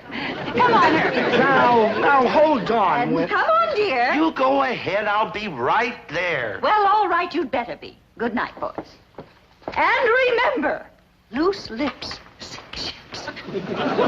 What a memory she's got. Loose lips sink ships. You'd think I was some kind of an enemy agent or something. Nobody has to tell First Sergeant Herbert T. Gillis about security. I'm glad. Okay, now what's the secret mission you're going on? Dad. Come on. No. A raid, eh? Oh, a secret raid behind enemy territory. That's it, huh? Well, sorta. Mm-hmm. And this is the squad. Uh-huh. Tell you what, I'm going to do you boys a favor. Dad, do me a favor and don't. I am personally going to get you guys in shape for these maneuvers. Dad. Look, all I have to do... Dad, is dig into my little bag of tricks from WW2, and this will be the best outfit in this man's army. Dad. Now, you wonder how... Maynard, you stay out of this, will you? Now, you wonder how I'm going to do it, huh? Not me. I wasn't wondering. Maynard, well, I'll tell you how I'm going to do it. I'm going to break you out before reveille. I'm going to use up your 2 hours of rest periods. I'm going to use up your sack time. I'm going to use up your recreation time. And I wasn't even wondering. Maynard. Now, you're wondering what I'm going to do with these precious hours, huh? Not me. I wasn't wondering. Were you wondering, though? Not really. Maynard, one more crack out of you and... Well, the old Sarge, that's me. I'm going to teach you hand-to-hand combat, jungle warfare, how to survive, how to live. How to cut out. Let him go if he wants to, the slacker. We don't want any gold bricks in this outfit. Yo, Maynard's no slacker, Dad. He's as brave and full of fight as any man in this squad. I am? Sure you are. Sure I am. I am? Right. He'll stick with us no matter what. I will? Sure you will. I will. I will? Right. I do a lot of things I never thought I did. Maynard, go to sleep. Okay. He's sleeping in his uniform. Yeah, that's how he presses it. Huh? That figures. Dad, I appreciate what you want to do, but it's impossible. We have to go through these maneuvers ourselves. And that's exactly what you're going to do, only I'm going to show you how to do them better. Oh, come on, boy. You can't deny your father a chance to do something for his son. Oh, you've done plenty for me, Dad. Oh, no, I haven't. I never had a lot of money to give you, and I'm certainly not the best educated or most cultured guy in the world. That's true, Dad. Don't agree so quick, huh? Oh, sorry. It's okay. It's just that, well, there's one thing I can give you. It's the benefit of my experience in the Army. Oh, you can't blame a father for wanting to do something good for you. I don't know, Dad. Oh, come on. Well... Come on, I'm trying to get some sleep. All right, Dad. Maynard, go back to sleep. Okay. Oh, thanks, boy. And you'll never regret this. Well, you better hit the sack and sleep on the double, because I'm going to make these guys hit the deck tomorrow morning at 0400. That's 4 o'clock in the morning, a.m., you know. Yeah. Oh, I'm going to turn them into vicious, snarling fighting machines. You rang? In, right, in, out, in, left, in, out, in, and out, 1, 2. And that just about does it, men. And I want to say you really showed the old Sarge something. You done your calisthenics, your creeping and crawling, your cover and concealment, hand-to-hand. Now there's just one more thing. Scaling a wall. Oh. No talking in the ranks there. All right, now, on the double, get ready to scale. Maynard, you are the man over. Do I have to? You have to. All right, on your mark, get set, go!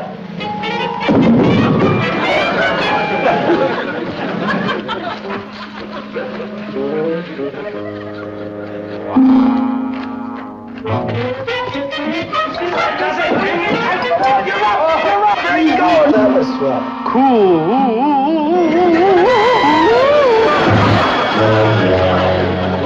Well, men, that does it. And I just want to say that I've never led a finer group of men in my life. Of course, you've had the benefit of my experience, but we won't tell anybody about that, huh? And I just want to wish you the best of luck on your secret mission. You better get back to your barracks now, Chance. Yes. Hey, Dad, come here.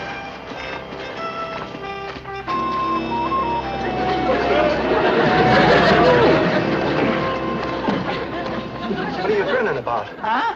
What's the matter with him? Huh? He's deaf, Dad. Deaf? Huh? He landed on his head. I landed on my head. He always does. I always do. Oh, my gosh, this is terrible. How long does it usually last? Huh? Not more than a day or two, most of the time. Huh? Listen, we gotta get this guy to the medics.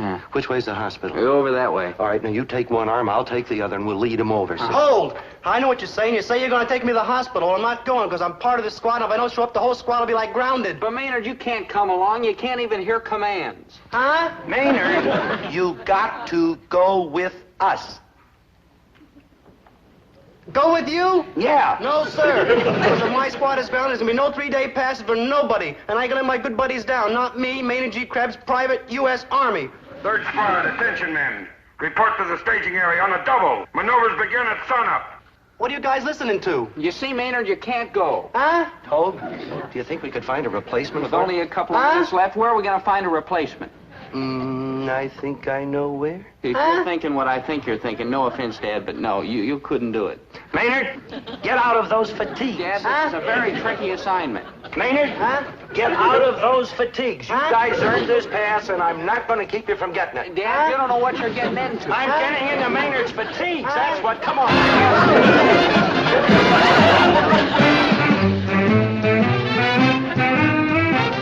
All right, you guys, that's it. Pick up your gear. You know your jobs. Nothing more to say than good luck. Move! Nobody's looking, Dad. You can still duck out. Don't worry, boy. The old sergeant ain't gonna let you down. Come on. Here, you see the start of Operation Xerxes. These men, your boys, are starting a mission which they've rehearsed for weeks. Now, let's get into the buses and proceed to the operational site for the dramatic conclusion. Over this way. Lieutenant Merriweather, Lieutenant, isn't there some way that we could locate my husband? He was with my son. There's bus transportation from the barracks to the field, Mrs. Gillis. Don't worry. Your husband isn't going to miss out on this. The airplane. What are we doing in an airplane? Dad, I've been trying to you tell guys got it soft. In my day, we had to slog our way over to the maneuver area. Oh, we were foot soldiers in those days, boy. Dad. Nowadays, they chauffeur you around in airplanes. Oh, this ain't the way we used to do it. Dad, listen. Oh, for goodness sake. What are you so nervous about? What's to be afraid of over a little airplane ride? Well, I flew over to Cleveland to see your grandmother last summer, and I wasn't nervous, not for 1 minute. Dad, will you listen? Check your gear! In my day, gear meant a big, heavy pack. Now it's a parachute. Oh, what a bunch of lily-livered pantyways. Can't even take a little airplane ride without wearing a parachute. I flew all the way to Cleveland without one, and back, too. Dad, I give up. I'll say no more. Good. Because it's too late. Too late for what? Will you stop jabbering and calm down? You guys all set? But I am. The old sergeant won't let you down, son. All right. We're over target. Stand up and hook up. Hey, Dad, this is it. Take your static line and hook it up. Yeah, I heard him. Stand up and hook. Stand up and hook up. I was trying to tell you we're jumping. We're jumping? I ain't jumping. I tried to tell you. I won't. You got to. Look, I'm a citizen and a taxpayer. I know my rights. It's easy, Dad. I won't. Just step out. I'm overage. All right, get ready. Just count 3, and then if your chute doesn't open, pull this. You guys jump. I'll meet you after we land. 10 seconds. Watch for the green light. 10 seconds, green light. Move to the door. Move to the door.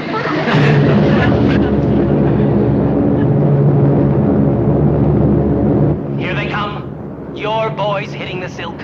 A great moment for you proud parents. Oh, I don't know whether I can watch. They're so young, so sweet. But they're men, Mrs. Gillis, for all their youth. My little boy.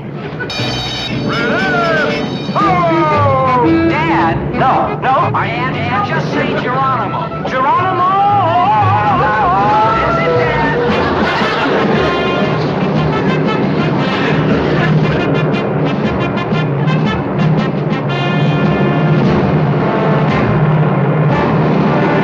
Here they come. Beautiful, isn't it? Beautiful. Oh, I don't know when I've been so thrilled. My little Dobie. You can be very proud, Mrs. Gillis.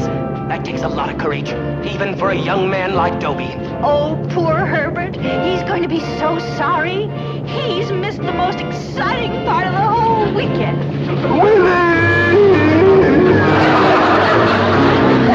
Parachute jumping may never be the same. But Dad finally got his feet back on the ground, and our squad got through maneuvers without anybody ever finding out that one of us was a slightly overaged ringer. Yep, Dad was a real hero. Brave, fearless, and daring. And then he had to face Mom. Now, Winnie, I can explain. If it weren't for him, we all would have been scared to jump. Yeah? Yeah. It gave us courage to do what we were all afraid to do. Yes, I did. If anybody deserves congratulations, it's Dad. Oh, well, Mom, Dad was a real hero. No, I wouldn't say that. Nah, neither would I.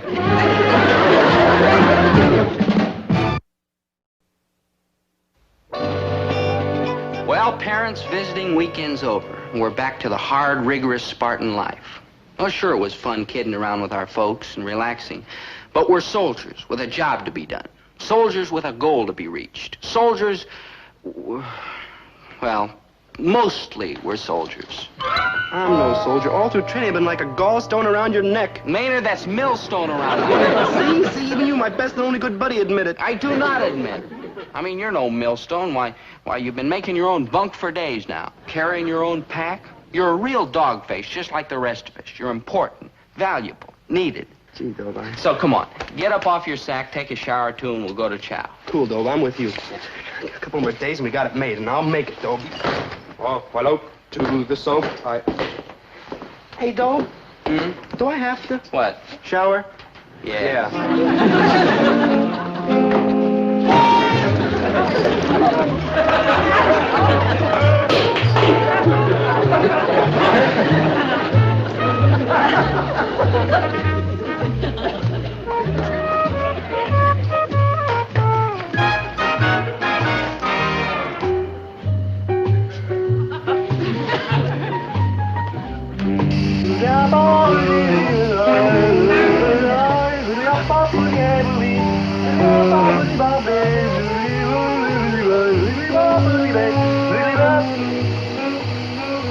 Do I really have to? You really have to.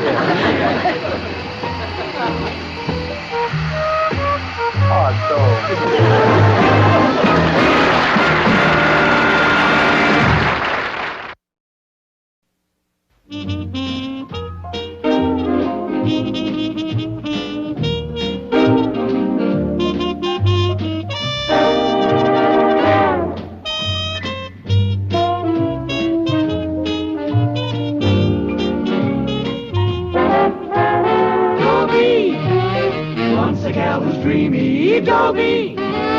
Wants a gal who's creamy, Dobie. Wants a gal to call his own.